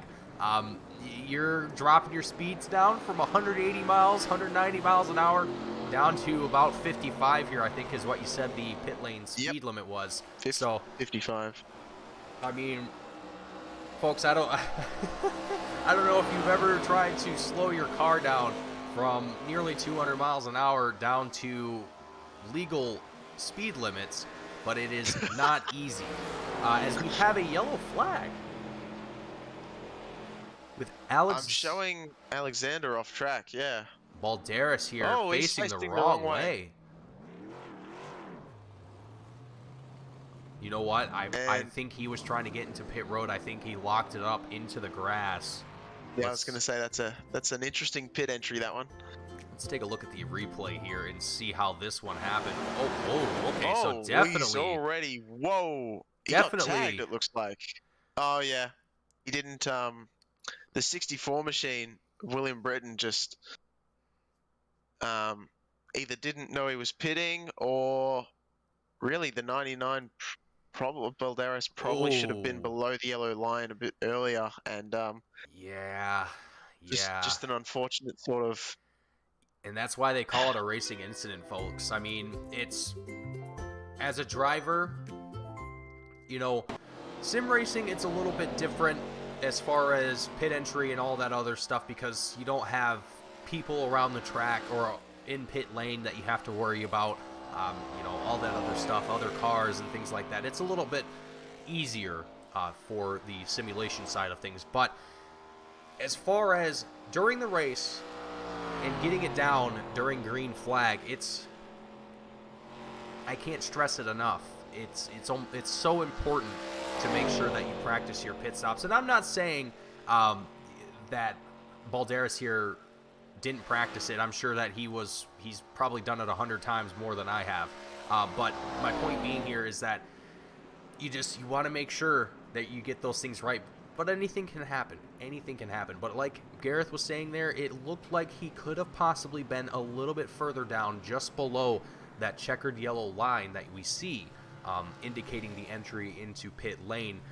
It seemed like he started to slow down before he got down below that line. Not 100% certain what for. Probably just to get himself ready for that.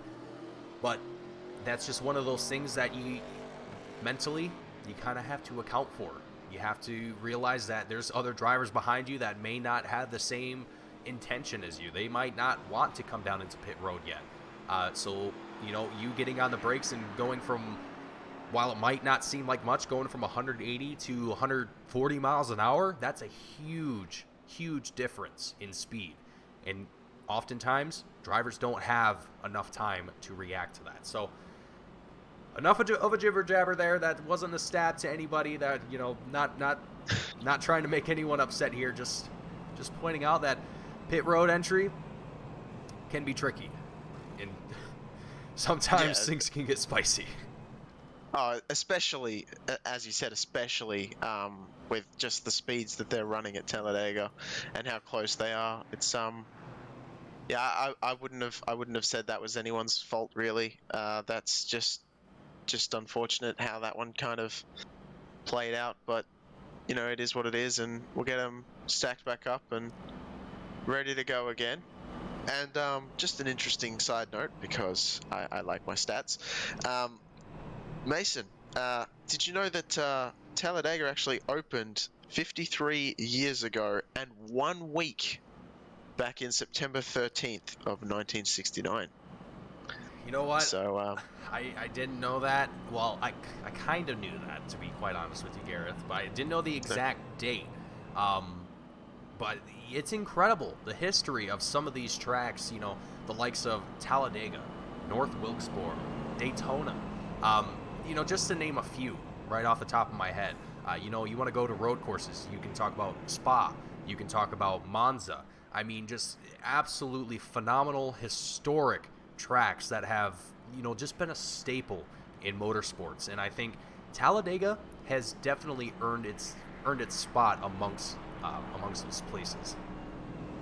Oh, absolutely, it's definitely earned its spot as one of the all-time great tracks of the world, really. I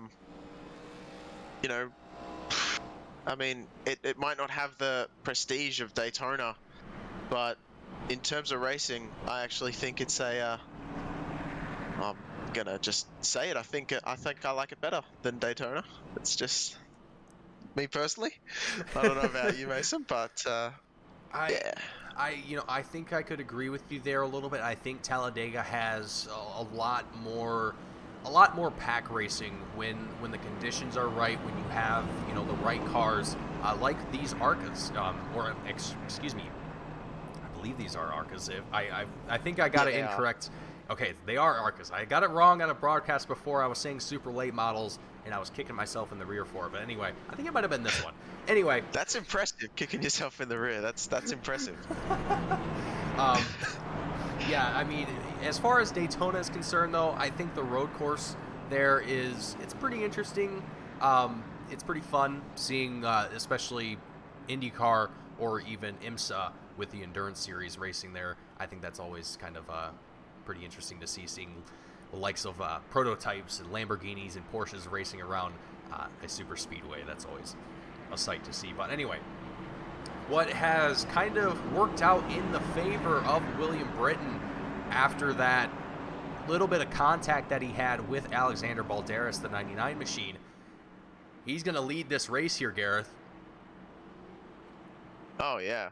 I just oh yeah. Now yeah, so it's it should be a very interesting one. Patrick Colby, we haven't seen really up in the front yet, and William Britton has been hanging around a little bit, not quite directly up at the front, but sort of around the 5th sort of place. So it should be interesting coming to green here, who is going to get the better launch and really the better line out of these two, whether it's going to be the inside or the middle lane, as being the better of the two. William Britton gets a nice jump out front. Colby trying to follow, nothing doing all that much. James Miller, it looks like, might take over that second place real quick. Colby says no, though, as he gets pushed by Howie Briss. And they are going to stay. Howie Briss is going to jump down. Colby stays high. That's an interesting decision. I'm not so sure that one's going to work out for him. As Briss is going to stay on the mid line would be, yep, it makes sense to me. And look who is behind once again. Well, Gareth, it looks like you've made yourself a fan. Don Hilbrand saying, Gareth, you're a hop to listen to, keeping me in check. Don, I love having you here every week. It's a pleasure always having you great folks watching these races every single week. I love it. But yeah, William Britton here, Howie Briss, both duking it out side by side. The 64 Budweiser machine for the very first time leading a race, now getting challenged on the outside here with Howie Briss. And Nicholas Coruscant, he has decided to go into the middle lane here, Gareth, seeing what he can do in that number 7 Sour Patch Kids machine. Man, let's see what he can do down the back straightaway. That was a little close, down to the inside line, almost making contact with Nicholas Lovell in the 37 machine. Oh boy, whoa, who was that? Nicholas Alexander Balteras. The 99 off his depot machine getting a little squirrely there. I'm not sure if there was contact made. Keeping it together, though, as we come across the checkered line here. 18 laps left to go for the Alabama 250. And Howie Briss, Nicholas Coruscant, they're going to take the lead. Ooh, as we see already another move up to the top. That was Lovell. He's trying to make something happen. I'm not sure he's going to have any company with him, though, so not sure that one's going to work, although he does have Benny Hogan, looks like, as we've seen Benny Hogan try to go up to the high side as well. One driver, James Miller, pulling out. He's decided that he wants to keep his race car intact rather than try and battle too hard all the way to the end. Maybe a smart idea on his part. We'll see how that works out. Hilbrand's still on the blocking, still blocking very hard. Corcel trying to lead his first lap of the race. He's been in contention for it several times. Is he going to get to the checkered line just before Corcel will for this lead? Yes, he will. So he will have his first lap of the race. And whoa, okay. First it's sour, then it's sweet. Well, that's not what I meant to say, but anyway, I feel like you meant to say it the other way around. Yep, I definitely did, but that's all right. Big caution, big wreck here. Oh, with Aaron Smith involved in this one, this is not going to be a good one, folks. Let's take a look at what happened here in this Team Goon Squad instant replay. Let's take things into slow-mo. Oh, Matthew Fitz getting into the side of Jaden Hopp, up into the wall. Aaron Smith also involved. Oh boy, it only gets worse. Gets involved. Sewell involved. There goes the 17 machine, Eric Whitner, down to the bottom, trying to avoid all that contact as well. But it looks like, oh man, Aaron Smith, who is this all the way back here as well? Might be Michael Ashmore. It is the 98 machine, also getting a little loose in this one as well. Did he get involved in that incident, or was that just locking up the brakes to try and avoid? I think he was just locking up to avoid, because I'm not seeing anything indicating that he made contact with anyone. Okay. Well, that's good news. Very good news. Unfortunate that he's going to have to fall back a few positions, but for Michael Ashmore, I mean, he's currently 13th at this moment, up 9 spots from where he started in tonight's race. And with... Let's see here. It looks like 2 drivers having retired from the race out of the 21 that have started tonight. So still good numbers here tonight at Talladega as far as, how many we've seen come in tonight. Yeah, as Corcel pits from the lead, so I'm gonna be honest, I'm a little bit sad by that, because I'm still rooting for Corcel to win. I think at this point it's pretty obvious to everyone watching the broadcast that He is my favorite driver on track at this point. um, but yeah, so we should see how this one plays out. Man, that was. I don't think it wasn't as big as the last one we saw, but it was definitely. I'd probably say another big one. That was lucky that there weren't more cars involved in that one because that happened right at the back of the front pack. Yeah, and then it's kind of a weird spot for that to happen. You almost expect it to be in the front of the field where all the drivers are all bunched up with one another, but frankly, they were pretty bunched up back there as well, kind of seeing different packs scattered out throughout this field here at this moment. But now as we're seeing drivers go through pit lane, I'm sure once we get everyone out of pit road and back out onto the racetrack here, but it looks like actually Aaron Smith, Sean Williams, Jaden Hopp, Thomas Sewell all in pit road here for well over a minute and 30 seconds at this point in time. So I don't know if any of these guys are going to come back out or what the case may be. Some of them might call it the end of tonight's race for themselves. Some of them might finish it out. Not 100% certain, but it's I gotta say it right here with you, Gareth. I'm pretty sad to see that the 70 machine, the 89 car, the 81 machine, and Thomas Sewell, the 77, all having been up in the front of the field at least once tonight. With I think Jaden Hopp was up there at least once. He was close to the front, yeah. Yeah, very close. I'm not sure if he was in the top spot, but he was definitely in the top 5 a couple times. Ah, man. Very tough to see. But it looks like Aaron Smith, he's going to come back out. Thomas Sewell also making his way back out. So that makes me a little bit happier to see these guys still opting to race it out here tonight. But coming across the checkered line here, it is going to be Howie Briss and Tony Hillbrands in the lead. Nicholas Lovell, William Britton in our second row, and Alexander Balderas and James Miller in the third row. So, Gareth, it's kind of interesting the mixture of drivers that we have here in the field, or at least up here in the front of the field. We've got the usuals, as I'll say. Howie Briss, Tony Hillbrands, Nicholas Lovell, James Miller, all drivers that are well and familiar with being up in the front of the field.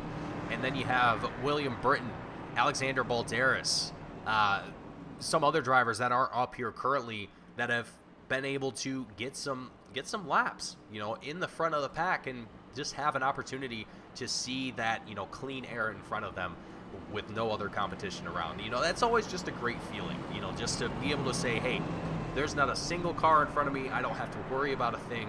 I can just focus on my driving and just click off laps. Yeah, it's yeah. I had to take a breather on behalf of all these drivers, I reckon. It's definitely ramping up. 15 laps to go. I mean, what can I say? Like, you've got, as you said, you've got the drivers that we're accustomed to seeing up front. You've got the drivers that we're not so accustomed to seeing up front.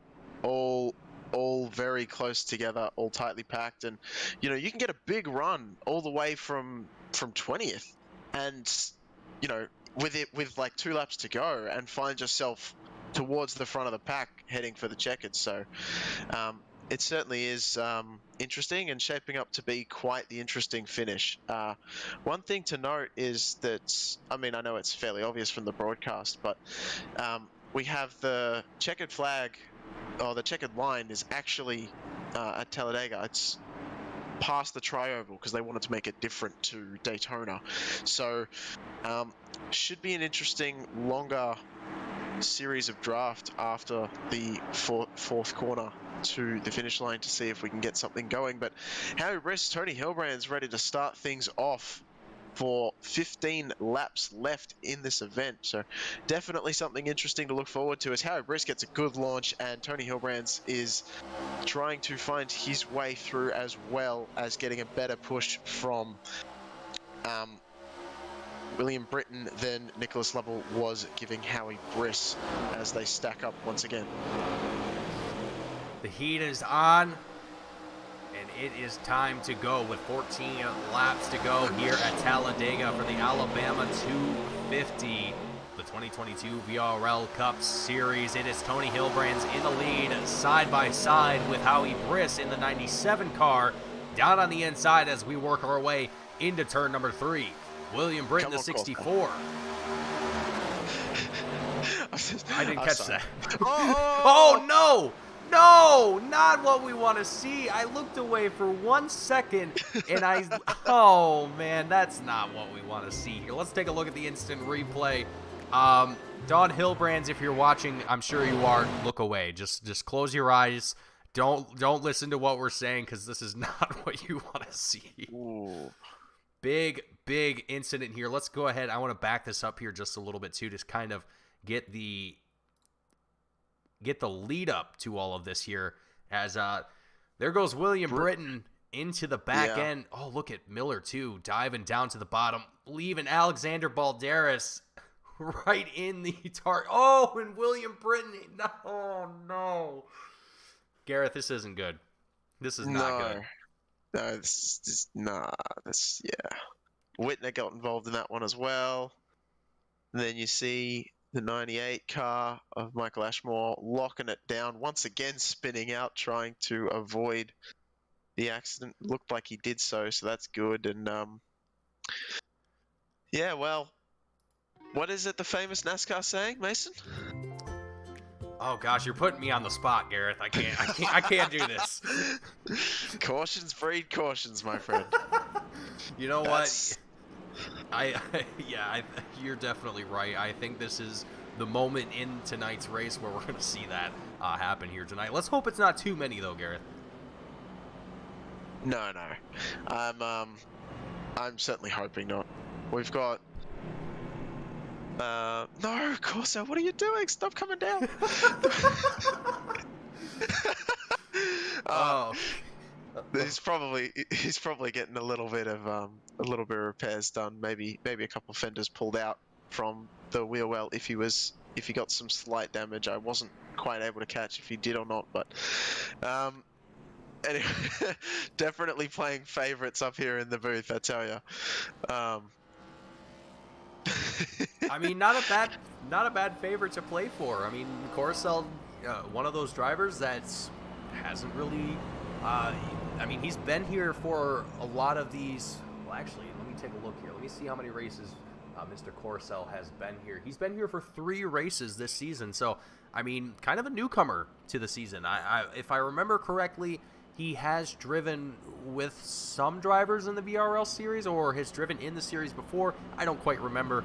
But great to have him back here. Yeah. I was gonna add to it, but I feel like I'd just say too much about how I like him, so I'm just gonna. Oh, it's all right. You know what? I think it's okay.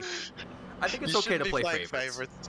Okay. Well, sometimes you're on the spot then, Mason. There you go. Who's your favorite to win this one? Oh, Gareth. Yeah. I think tonight in this case, I had my money on Sean Williams personally before all this carnage kind of came about. I deep in my heart, I was kind of half expecting to see that 89 machine come across the line for the win here. But now that things have kind of gotten shaken up here, and Howie Briss has managed to keep himself ahead of all of the incidents, all of the carnage here, which, I mean, I got to give credit to the 97 driver. Howie Briss is one of the cleanest drivers in this series, and I'm pretty sure it has been said by other drivers in their post-race interviews. If you go back and listen to them, they'll have said the same about Howie. He is such a clean driver, such a talented driver in this series, and being able to keep himself up here in the front and consistent. I gotta give it back to Howie Briss. I mean, I know he's the championship leader, but he also hasn't won every single race in the season. He hasn't even been in the top 3 every single race, or the top 5, but he's definitely been up there in the top 10, and that is the reason why he is the championship leader, because of that consistency. And here tonight, I think that consistency is what's going to bring him the win. Well, they often say that, being aggressive will win races, but being consistent will win championships. And he is certainly proving that this championship season so far. He's out in front, and even if he had a, let's call it not so great race, this one, he still wouldn't be out of that top spot. So you can tell being consistent is definitely working for him. As you can see the points for the top 20 up on the screen at present just before this race. So we've got 8 races to go.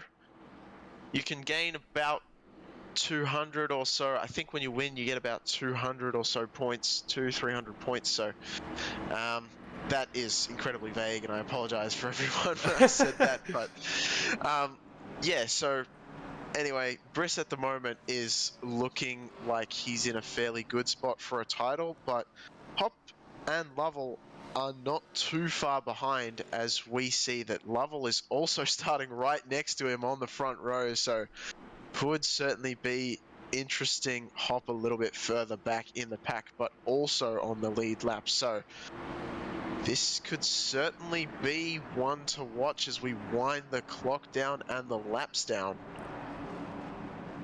It is getting down to the wire here at Talladega, folks, and I couldn't be any closer to the edge of my seat, Gareth. I think if I got any closer, I would be on the ground. Which at this point, this race is just, it's pushing me to that point where it's just like, who is going to come away with tonight's win? We've got battles all over the place, but that's just the nature of super speedways. That's why I love these races, is because there's just action all race long. No matter where you're looking on the field, there's something happening. And as we get ready for the green flag to drop here once again at Talladega Super Speedway, 10 laps to go as we come across the checkered line, and it'll be Howie Briss, the 97 car, back into the lead, and let's see if he is going to be able to retain this spot and come away with a win here tonight. And I also got to mention to our viewer, Don Hilbrands, Tony is still on the lead lap. He's still up here in 9th place. He's still got a chance to get up here to the front with 10 laps left to go. Anything can happen here at Talladega. Let's see who Talladega is going to favor here tonight as the 97 driver charges down the back straightaway into turn number 3. Nicholas Lovell challenging up on the outside lane with the 9 of Patrick Colby in tow, as well as it appears to be, I believe that's the 5 of Benny Hogan.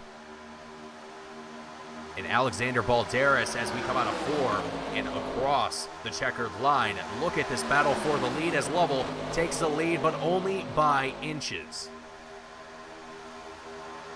Yeah, it's getting down to the wire, and you can feel the intensity in the air as it ramps up towards the end of this one as Howie Briss and Nicholas Lovell continue to be side by side. There he is! He's on the outside again! Go, Corso! No. So, Howie Briss and Lovell still side by side. Miller and Colby, the pushers. But look at that third line starting to form up with Corcel on the high side. They look like they're getting something done right, as Benny Hogan is trying to make that third lane work as well, but they're not quite able to reel in Howie Briss and Nicholas Lovell in the front row. Yeah, Lovell and Briss, I mean, they seem to have this locked down up here towards the front, as it gets dicey with these drivers duking it out side by side. And there it is, the Nicholas Corcel, the booth favorite here for Gareth McAllister, right up on the outside lane alongside with Benny Hogan, or right behind Benny Hogan, I should say, as we come down the back straightaway. It's going to be a three-way challenge for the lead here if they can keep this momentum up into turn number 3. And look at this, Tony Hilbrandt's also in this mix here as well, but he's kind of trapped. He doesn't have any lanes to work with here. Let's see if any of these drivers are going to be able to capitalize with these few laps left here in this race. Aaron Smith and Sean Williams, they're lurking back there as well, as we're 3 wide, 3 deep Across the line into turn number 1, it's Briss back into the lead with James Miller now, the 09 car down here as well, trying to give him a push into turn number 1. Gareth, 7 laps left to go. It's getting hot here at Talladega. Ooh. Oh yeah, I'm starting to sweat it out. This is getting intense. Harry Briss, Nicholas Lovell consistently staying up there, getting nice pushes from Miller. Miller decides to back out. That's a big call with only 7 laps to go. Obviously not liking what he is seeing towards the front. Howie Briss looks like falling down to 4th, so the inside line without Miller in it has clearly fallen back just a little bit. Colby goes down just in front of him. Nicholas Lovell also goes down. They're heavy blocking on the inside lane, as it looks like the mid lane is going to fall apart just a little bit, so they're going to have to rally back together to get back up to Lovell. And as I say that, Balderas is definitely showing that he's got something for Lovell. Yeah, Balderas here looking for a run here on the outside lane in the 99 machine, trying to see if he can take this spot here down the back straightaway. Nicholas Lovell not making it easy here. Don Hilbrand's hit it right on the head. It is a nail biter. That is to say the least here. Action only getting started here with 6 laps left to go here at Talladega for the Alabama 250. It's Nicholas Lovell, the 37 machine, duking it out side by side with the 99 of Alexander Balderas. Jaden Hopp, the 81 machine, takes it 3 wide, 4 wide as we come across the checkered line here at Talladega. It is only looking at 5 wide. Oh my, folks. Sorry, Mason, it was close. Oh boy. Garrett, that's all right, buddy. The action is so intense right now for these guys. I'm surprised that no one wrecked in that moment, Garrett. That was intense.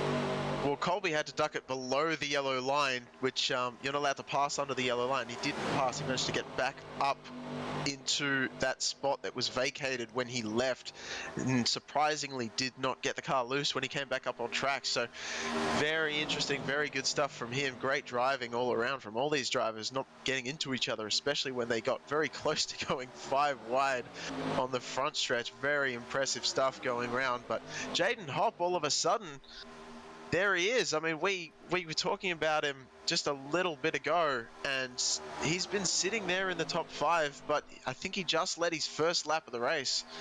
So when you want to lead a lap, this is certainly the time to do it, as they go 4 wide once again into turn 2. These boys are rolling down this speedway right now, and I couldn't be more excited for them. This is quite the action that we're seeing here tonight, folks. I hope you all are enjoying it as much as we are, because like I said, I can't be closer to the edge of my seat, otherwise I'm going to fall. But Nicholas Lovell here, Jaden Hopp, Benny Hogan, they're 3 wide. Out of turn 4, battle for the lead. The 81 machine, the DeWalt car, finally up here, battling for the win here tonight, as Benny Hogan with assistance from Aaron Smith, as well as Nicholas Coruscant out on the outside lane, giving a push as we come into turn 1 here. Benny Hogan, they're going to go 4 wide into turn 1 with Aaron Smith on the outside. He drops it down in front of Benny Hogan. It goes back to 3 wide here. Aaron Smith. 4 wide again. Oh no, 4 wide again as we come onto the back straightaway. Drivers keeping it together. Jaden Hopp, Nicholas Lovell duking it out for the lead, as well as Benny Hogan. It only heats up more and more with 3 laps left to go. Yeah, there was some lap traffic just ahead there. They might actually catch them towards the end of this run, so definitely not the place for lap traffic to be. But this is getting very, very intense, as James Miller looks like he's upset that he made that decision earlier to leave that pack, as he's making his way through the field, trying to get back up to where he reckons he deserves to be. And I couldn't agree with him more, as what we've seen in the past through this race. But Colby gets loose, and little bit of a smack there from Howie Briss. Unfortunate for him, but both drivers look like they're going to come away fairly unscathed, and it seems like I think we're going to go to green, white, checkered. With 3 laps left to go, I think you are right, Gareth. Let's take a look at the instant replay here. Into Jaden Hopp he goes, starts the spin. Howie Briss Man, what a great job recovering that 97 machine from Howie after that contact, Gareth. That is, getting into someone and just driving it off like nothing happened, that takes a lot of skill. That's a championship save right there. That's what that is. I couldn't agree more. Oh, man, Gareth, what a race that we've had here tonight with a ton of ups and downs and drivers finding themselves, whether it's up the field or they were up the field for a while and then they're down, and oh god, it's been all over the place tonight. Oh, it's I mean, I said it like 2 cautions ago or 3 cautions ago that it's been calm, chaotic, and definitely seeming like we're doing a mixture of both here tonight. That's for sure. But yeah, so looks like I'm sure we'll head into a green-white checkered here in a second. And just for those who don't know, a green-white checkered is when the race is past the number of laps that it's meant to go for, but they don't want to finish under caution because this is not IndyCar, this is NASCAR, baby. So what they do is they have like typically an extra... Oh man, why have I forgotten this all of a sudden? But they do an extra 2 laps, I believe, under green white, and they do a 1 to go, and they do 2 laps from the green white checkered, which is essentially like the start of the end of the race, and then they'll go all the way around until they get to the final lap, which will be the white flag. And if they get to the white flag without having another caution, then the race is official and it will go to the end. There will be no cautions from then on. However, if we do have another caution before the white flag comes out, then we will stack them back up, I believe. I'm not sure how many green-white checkers are I believe it's unlimited allowed. here. Is it unlimited? Okay, well then there you go. So, but one thing to note here, Gareth, it's sorry to interrupt you. It's no, that it's all good. we still only have 3 sets of tires, and most drivers have already used 2, if not all 3 sets. I don't think that should be too much of a problem here at Talladega. Tires are never as much a talking point as fuel is around this racetrack. I believe that their tires should be good to go for the end of this one. We did see a couple drivers come in and spend some time in the pits though, namely Aaron Smith, Colby, Shua, and Sewell. So yeah, could be some interesting strategy playing out, but I believe it's asking a bit unless you're going to expect to be at the back and get a huge run to pass all these leaders. Well, I'm hoping that we don't see multiple GWCs here tonight for these drivers, because sometimes it can happen. I know it has happened before, but let's hope that it doesn't happen here tonight, and that this is the only GWC that we see here for this race, and that we can crown a winner here in the next few laps. But right now we have, I think, 1 lap to go before the pace truck makes its way back down, and we go back to green flag here. We'll know for certain once we cross the line here, and if the lights go off on that pace truck, indicating to us here in the booth that it is 1 to go for tonight's race. For the folks that, if you're watching from SDK and you want to, help us out, we would love to have that kind of information up here to be able to say, hey, there's 2 laps left to go before we go back to green. That would be great. Anyway, as we go. It looks like the lights are out. Lights are indeed out, so this is going to be 1 lap to go before we drop that green flag here for what will be the final time, or hopefully the last time here for the Alabama 250. And once we do, Nicholas Lovell, James Miller are going to take the front row here. Benny Hogan, Alexander Balderas in our second row, Jaden Hopp, Nicholas Coruscant in our third row. You also see Tony Hillbrand's Michael Ashmore in the 4th row, and Howie Briss and Aaron Smith in our 5th row. So, Gareth, I don't know. All of my bets for tonight as far as who's going to win have all been thrown out the window. Who do you got your money on? I feel like that one's self-explanatory. I still think Carousel's still looking good, isn't he? he really is. You know, I was afraid a couple of pit stops earlier on that he'd thrown it away, but finding himself in the 3rd row up in 6th position, the outside lane, exactly where he wants to be. So, yeah, good spot for him, I reckon. Have you changed your mind? I know you had Sean Williams earlier on, and then he got involved in some incidents, and yeah. So have you got your money on anyone at the moment? Well, I was thinking Howie Briss there after I saw Sean Williams drop down the field, but now, I mean, Nicholas Lovell seems to be the next favorite here. I would say the most consistent driver next to Howie Briss, going into these final few laps here. So I think the 37 machine is going to be a tough one to beat, but we've also got James Miller up here, the 09 car, who's also shown some great speed here tonight. So I don't know if I had to pick one of these two. I don't know. This is a tough one. I almost have to say Lovell in this situation, because he's been up here with Howie Briss. He's been up here with a lot of this field, frankly, and has just shown a lot of great control behind the wheel of that 37 machine. So I've got to give it to Nicholas Lovell for this one, but let's see as we come across the line. 2 laps left to go for the Alabama 250. Lovell takes the lead. James Miller drops in behind the 37 machine, and drivers start to scramble to see what lines they're going to take here tonight as we go into turn 1, come out on turn 2, onto the back straightaway. You see Howie Briss working up to the outside lane here, and we already see drivers scrambling for positions. Tony Hillbrand, he's going to take it into the middle here, into the wall. Nicholas Carousel goes, riding it down the back straightaway, finally able to get up off of that wall there.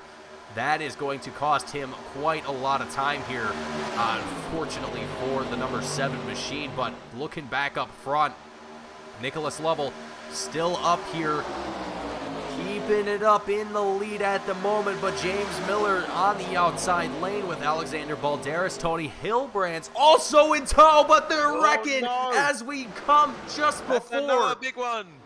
Big. I think that's the biggest one. Whoa. I think almost every single driver was involved in this one, Gareth.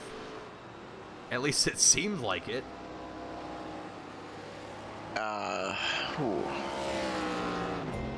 It'd probably be faster to name the people who weren't involved, really. I think you're right. Let's take things into slow motion. Let's just name off who we see.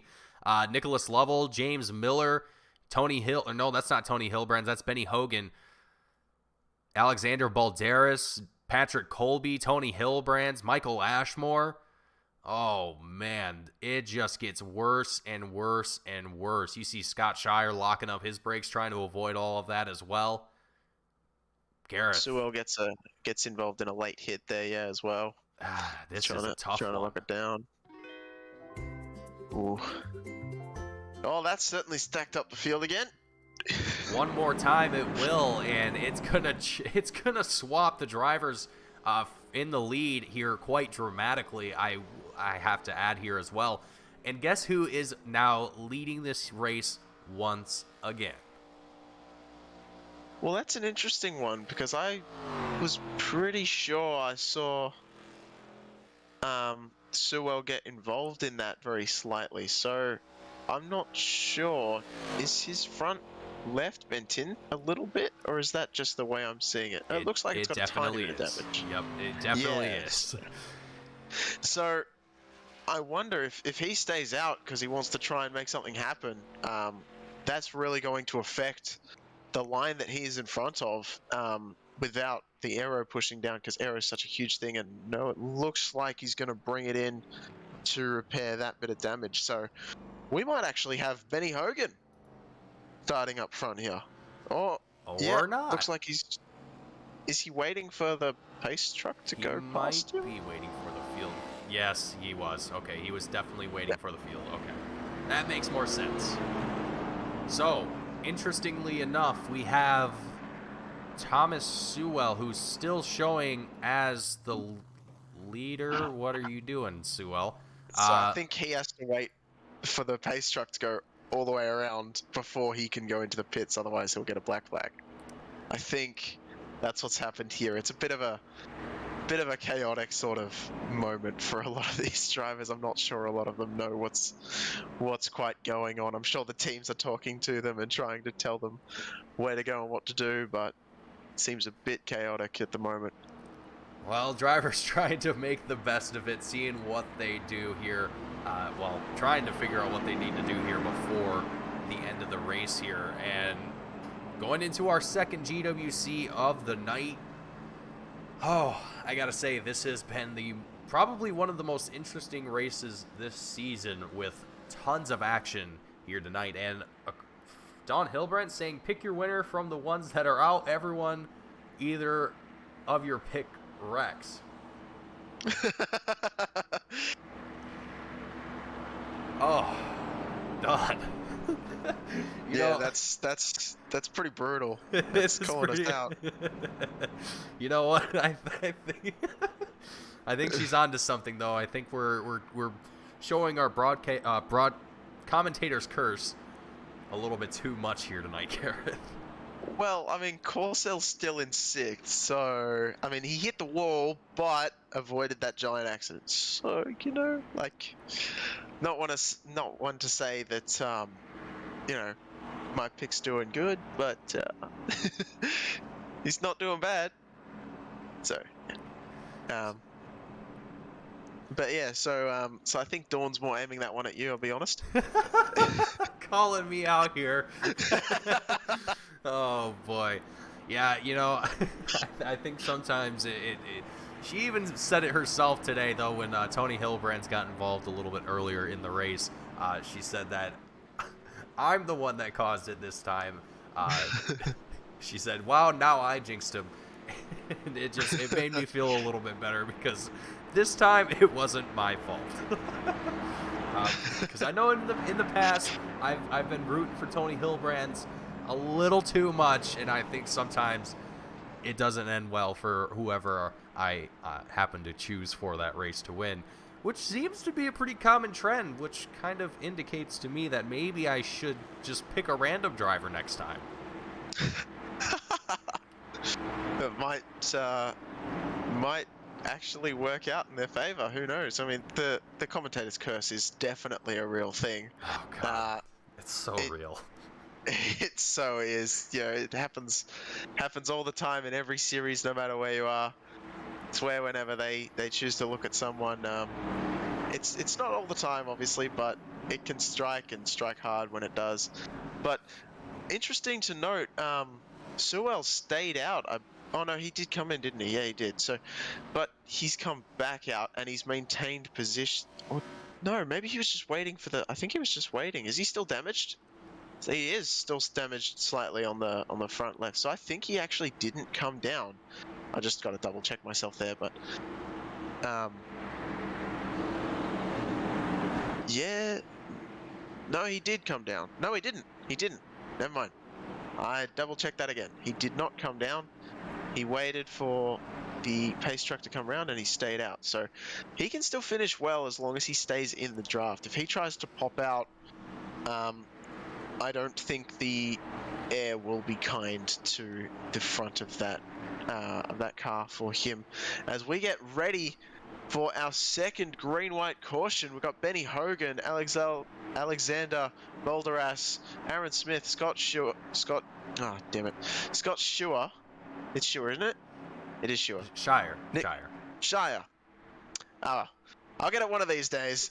Nicholas Corsell and Sewell starting in your front three rows. Benny Hogan with a huge launch. That could actually come back to bite him, as Aaron Smith is now going to have quite a bit of leeway. I say that, almost gets clobbered. Some of these race cars looking a little bit damaged. Oh, he tried to throw the block. Oh, and look at it. It only gets worse back here towards the back of the field. But let's take a look at this instant replay, Garrett. That was intense. And there goes Benny. Hard lick. Oof. And then, yep, Boulder has nowhere to go. Unfortunate. And the number 7 is collected as well. Now I'm sad. No, I'm sad.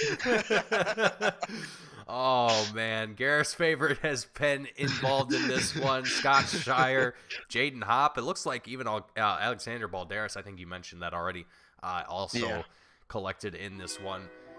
Oh, man, Garrett, these, it's these kind of late stage restarts, cautions breed cautions. That's, like you said, that's the old saying. That's how it goes for some of these races sometimes. And I think the nerves at this point for some of these drivers has just got to be, I don't know, it's got to be pretty tough here.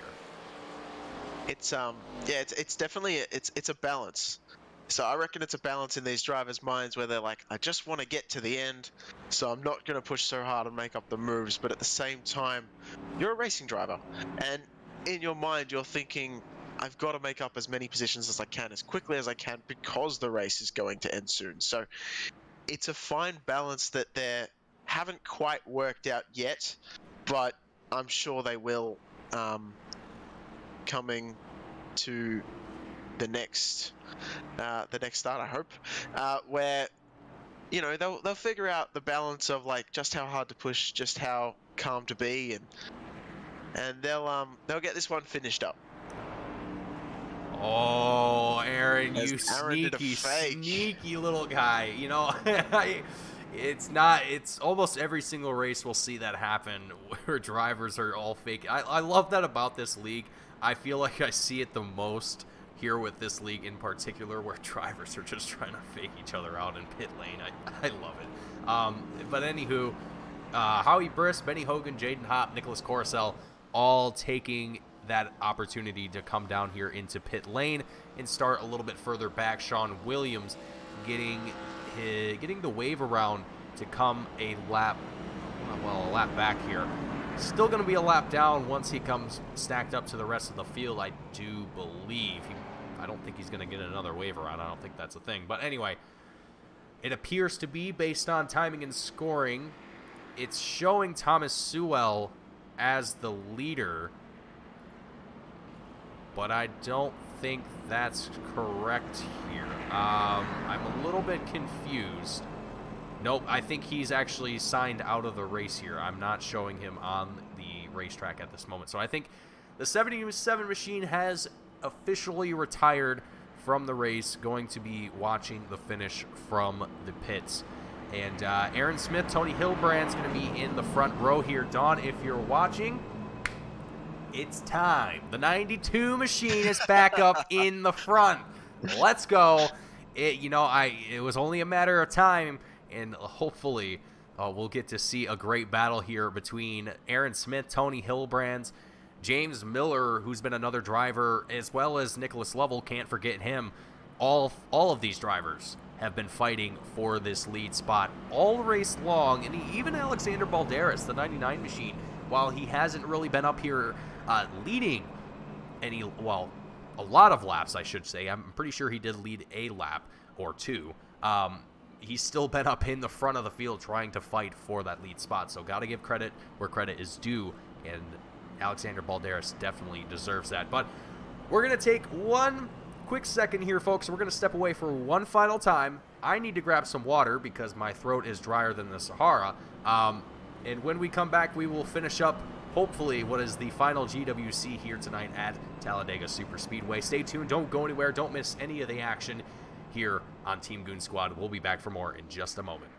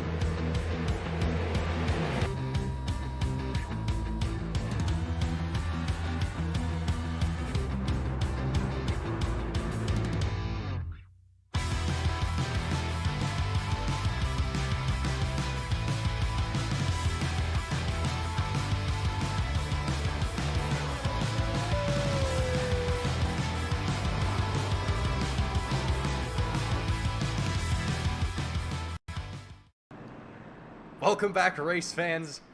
As we're going back down this back straightaway here for the Alabama 250, and had to refill my glass here of water, as Gareth was telling me that I needed to get a water bottle, and Gareth, sometimes you go through a lot of water for these broadcasts, and maybe I just need to get a gallon. Maybe that's my problem. Just get yourself a jug. just every ad break we go to, just cut to a camera of you drinking it. It's just you're just holding it with both hands, just glug glug glug. just doing the water challenge, or whatever it's called, the 1 gallon challenge. I don't remember what it is, but anyway. Was that a milk challenge? I think that's what it was. It was a milk challenge to drink a gallon of milk without using the bathroom for a certain period of time. Maybe I'm wrong. Anyway, or without throwing up. I think that's what it was. Without throwing up. Anyway, we're not going to talk about that. We're going to go back to the action here for the Alabama 250. It's been a spicy night here, to say the least. And right now, Aaron Smith, Tony Hildebrand's up in the front, back into the Geico restart zone. It is going to be, hopefully, the final GWC of the night, as the green flag drops here once again in Aaron Smith, with the jump on the outside line with Nicholas Lovell in tow here. Tony Hildebrand's down on the inside heading into turn number 1. Taking a look at this field at this moment, Gareth, it's, these last couple wrecks have definitely shrunk the field down quite a bit, so I'm expecting things. Oh man, look at Lovell here on the outside, trying to stay with the group, as Tony Hildebrand takes it 3 wide down the back straightaway into turn number 3. Miller right on the tail end of the 92 machine as we go back into 3. Yeah, Aaron Smith is not going to be happy that no one came with him. Jaden Hopp opted to go on the outside with Lovell, try and push him. Hildebrand's with Miller behind him. We've seen Miller push incredibly well, so Hildebrand's will be happy to see that. You can see Lovell trying something. Out of nowhere, here he comes! Nick Corsell. I'm so happy to see him. He's back up front, and here he comes to the line. He's going to be leading with 1 lap to go. He's got any lane he wants to choose. He's going to stay up high, knowing him. Yes, he does. Might not be the greatest idea. No, he comes down, not all the way. Yes, he does. Okay, every time I say something, he does the opposite, but that's fine. As he's going to continue leading this one, but we've got Nicholas Lovell coming up right next to him. Oh. Hildebrand's with a little bit of a wobble. That's going to cost him greatly. Down the back straightaway, it still scraps for the lead. In rears contact going right before turn 3, but the white flag will stay out. It is a mad dash to the checkered line. Nicholas Lovell, he's in the front. Jaden Hopp, Aaron Smith, side by side as we come out of 4. They're going to try and take it 3 wide here. Lovell, Hildebrand. Oh my, there's contact and across the checkered line. Who's gonna win it? It's Lovell for the win here. Aaron Smith just barely coming home with 2nd, and Tony Hildebrand's in 3rd. Gareth, what did we just witness? We witnessed intensity in its purest form. I didn't want to take that final lap away from you, and oh man, did these drivers deliver? Oh. Beyond delivered, I think. For this last GWC, I don't think you could have seen.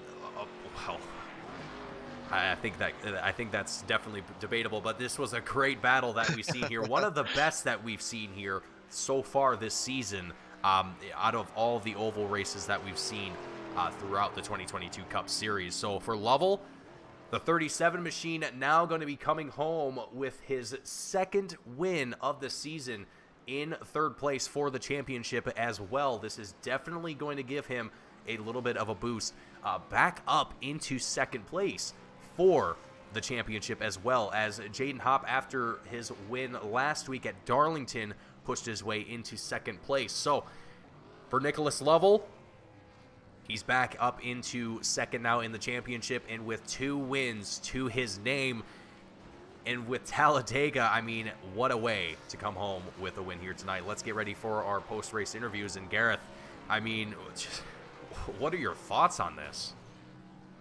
There's not much more special a win than Talladega with all the craziness that happens, and especially with what we just witnessed. And Lovell seemed to be able to pull it through and really stayed consistently towards the front and kept his car out of a lot of wrecks. And I think the attrition was really the biggest key factor in the win here. So great to see him come out with a win again, and yeah, bring the championship even closer. Yeah, it's going to be exciting to see with the final 8 races left in the season to see just how close the likes of Jaden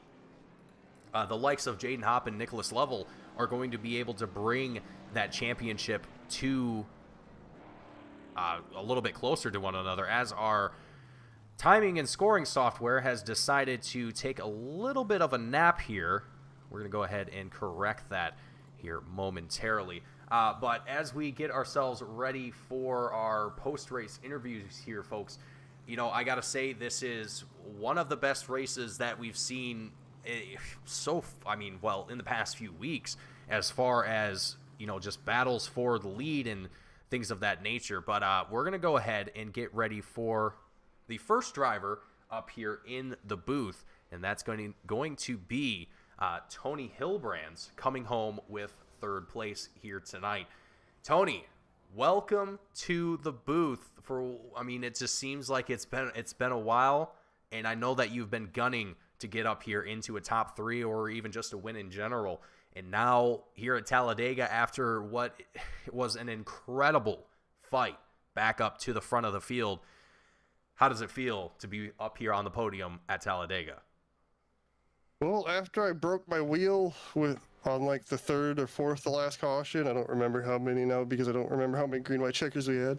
I was just glad to be still on the lead lap and running, but I think I would have won the race if Lovell didn't block me there at the end. But he did a great job doing what he needed to do. I feel bad. I didn't mean to kill Aaron either. I just when he blocked me and he sent me through the grass, I lost control of it and I came back up and just hooked him. I kind of wanted to beat him to the line though once he got spun, but he must have crossed it sideways in front of me. Well, I mean, even with that little bit of a scrap across the checkered line, for the win for the finish here tonight, kind of talk to me a little bit about, you know, having been involved. I don't remember exactly what caution it was or what lap it was, but you found yourself back towards kind of the middle-ish tail end of the pack and having to fight your way back up to the front. Granted, a few cautions later, having some restarts kind of play into your favor a little bit, being able to use that to your advantage. I mean, what was it like having fallen back that many spots and just knowing that you have to get those spots back and you have a heck of a battle to do it? Well, the reason that happened was because of whatever wreck that was. That's when I broke my left front wheel, so I had to spend a few minutes on pit road fixing it. And then the rest of that time, I was like, well, I just needed to see if I was still up to pace with everybody, which I ended up being. And I was just trying to stay off of everyone while also making those spots up. It just so happened, every time I was making those spots up, they were going 4 wide in front of me, and then I didn't know what was going to happen next, but we ended up staying out of everything, really. Well, I think we were in one more wreck after that, but that didn't cause too much damage, and yeah, we avoided the last wreck on the backstretch and got a big run, and Lovell just threw a block at the right time, and we got 3rd, which I'm definitely going to take 3rd, and it looks like Holly finished 8th, so we should have gained quite a few points on him, which is the goal. So yeah, I think a lot of drivers at this point in the season are looking to gain as many points as they can, seeing Howie Briss currently 287 points in the lead after last week's race, but I'm sure, Tony, you'll have the points updated here in probably a few moments. But anyway, Tony, you do a phenomenal job putting on these races, putting this league together, and getting all these drivers to put on these races every single week, and it's great to see yourself out on track with these drivers fighting for a win, for any spots that you can, and for a podium in general. And it's great to see you up here in the booth, and great to talk to you again. Finally, it feels like it's been forever, and it feels like there have been multiple races where it feels like he should have been up there on that podium, but fortunately sometimes that's not the way it works out. But Tony, fortunately tonight that is not the case, and you come home with a third place finish tonight at Talladega. And before I let you go and celebrate with the rest of the drivers here, is there anyone that you want to give a shout out to or thank in the broadcast, in the pit crew? Who do you want to thank tonight for your success? I'd just like to thank everybody who tunes in, because we put these on for you guys, and I think this was a pretty good race to watch tonight, especially with a lot of the green flag racing. You guys for broadcasting, and obviously everybody who shows up, because if they don't show up, we can't do this. So yeah, absolutely, it's great to see all the support, not only from the drivers themselves, but for everyone that tunes in every single week and shows up and shows their support for their favorite drivers. It's always great to see. And it's always great to see, I believe it's your mom, Dawn, always in the chat, always rooting you on, and always giving us crap whenever, we give you a little bit of commentator's curse, because I know what happens sometimes. Well, to be fair, you can jinx me without talking about me this season, apparently, because everybody decides to wreck me this year. So. Well, tonight didn't seem to be the case for yourself, and great to see it. Tony, great job tonight. I look forward to seeing you next week, and hopefully we get to see that momentum carry forward into next week's race. It's going to be a tough one next week at Circuit of the Americas, but I'm hoping to at least finish second or third, because Aaron's probably going to win that thing. So. Yeah, Circuit of the Americas, it's going to be a spicy one, and I know I definitely look forward to it. Gareth definitely does, and hopefully everyone watching at home is going to look forward to it. But Tony, thank you for joining us, and look forward to seeing you next week. Yep, have a good one, Mason and Gareth. Alrighty, folks, that was Tony Hillbrands, the third place driver, out of the booth here, going to celebrate ahead of Aaron Smith and Nicholas Lovell. Up next in the booth is going to be second place driver Aaron Smith. And Gareth, you have a few questions for the 70 machine Aaron Smith, coming home with second place here tonight. Yeah, Aaron, how are you feeling, man? It started on pole and had a bit of difficulty towards the middle then, but managed to work your way back up into second. Talk us through how the race went from your perspective. Yeah, we were off to a pretty good start, and I thought I'd be able to get through all the wrecks with a clean car, but unfortunately I just got caught in the left rear in one of those last wrecks, and got a pretty good amount of engine damage and suspension damage, but we were able to pick up the pieces and bring it home second. Well, that's great. Did you find that you didn't have as much help? We saw you trying to make a move on like the outside or so when you were trying to make your way back up to the front. A couple times you would fall back because you weren't getting the help that you needed with the drafting partner. Did you find it that no one was really willing to help you, or was it just you were just a bit too fast for everyone else? No, I was just using that to kind of plan for the end of the race if I had an entire car left at the end, but unfortunately that wasn't the case. But yeah, we had a couple good runs on the outside there when I had 2 or 3 cars behind me, and I was able to clear them a couple times, but unfortunately it just didn't work out for us. Well, second place certainly isn't anything to sneeze at. You got any, so how do you think you're going to go at Coda next week? Do you reckon, is that a track where you're pretty confident in your abilities on a road course, or is it different kettle of fish entirely to being on a lot of these left turn in ovals? Yeah, I much prefer the road courses in these cars than the ovals, so it should be a pretty good race if I show up. I'm looking forward to it, and hopefully we'll have a pretty good race. Alright, sounds good. It's been great talking to you, Aaron, and I'm sure we'll see you up for your 10th win at some point soon. And who would you like to give a shout out for this second place finish that you had here tonight? Yeah, I'd like to thank the folks at the Velocity Racing League putting the show on, Golf Broadcasting, all the folks for watching. Looking forward to getting back at it, Dakota. Alright, thank you, Aaron. Great to talk to you, and we will see you next week. Alright, thank you. Aaron Smith out of the booth, coming home with second place here tonight, and points are updated as well, and Nicholas Lovell has indeed moved up into that second place spot. But The points gap between second and third place with Jaden Hopp in that third place spot is only 5 points. Very close battle for the second place spot in the championship. So let's go ahead and interview the 37 driver, Nicholas Lovell. Welcome back to the booth. Second win of the season here for the 37 machine. How are you feeling after just an incredible night here at Talladega? It was pretty rough, but I'll take the end of it. You know, after the second wreck I was in, I figured I was probably hosed, but yeah, Talladega's Talladega, I guess. Yeah, you know, it's you never really can expect too much going into Talladega. You kind of just have to take things as they go. And for yourself, it seemed like you, Howie Briss, were kind of on the same kind of strategy here tonight. Well, not necessarily strategy, but just playing it safe-ish.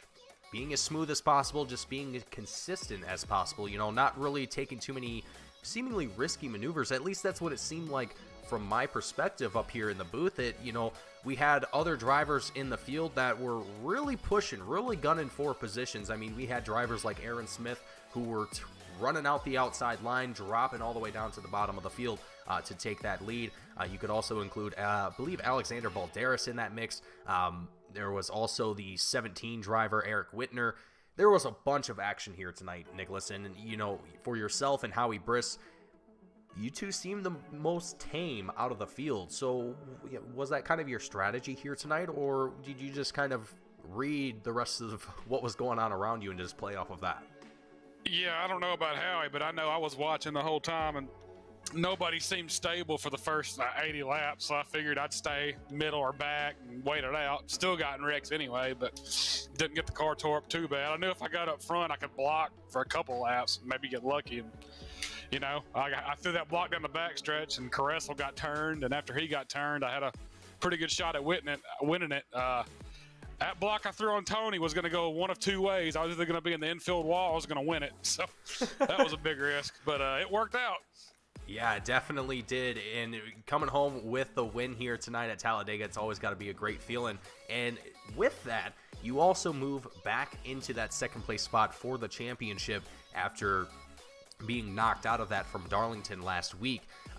So with that in mind, looking forward next week into Circuit of the Americas, how are you feeling about that? Road course racing always kind of, you know, it's not necessarily a clear divide with the field here, but most drivers not really too keen on the road course racing, but it's pretty fun for the most part, at least for myself in the booth. How do you feel about it?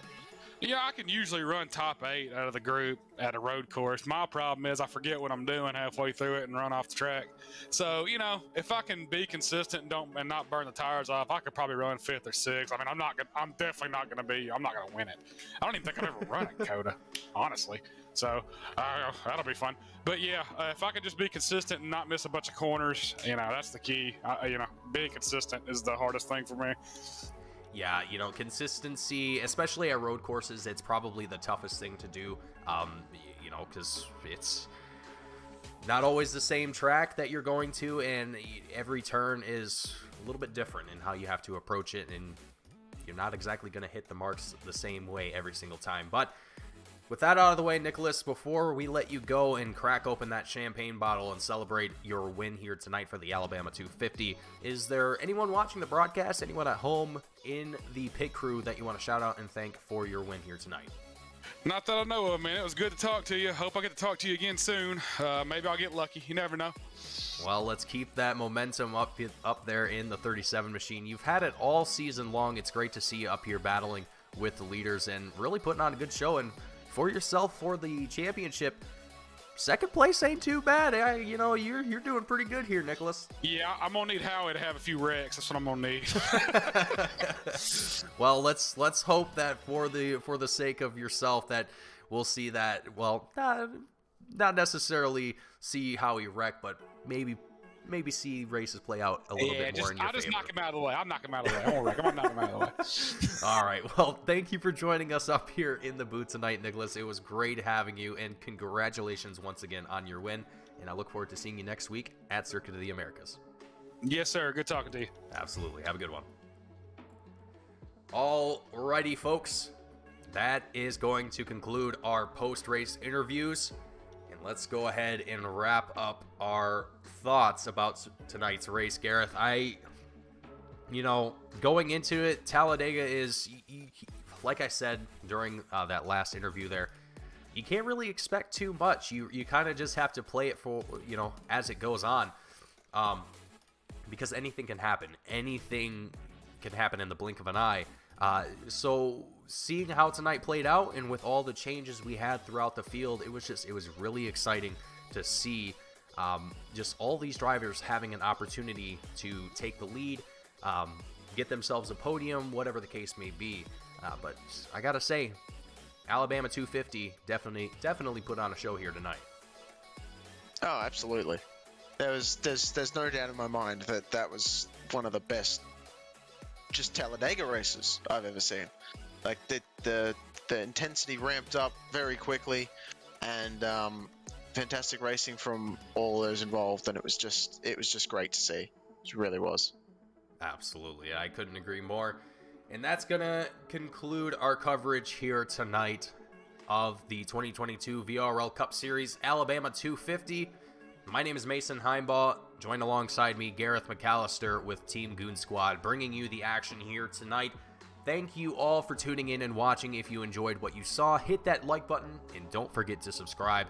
Catch all the action that we have here 7 days a week, and also stay tuned, or well, rather, get yourselves ready for next week's race at Circuit of the Americas. Same time, same place.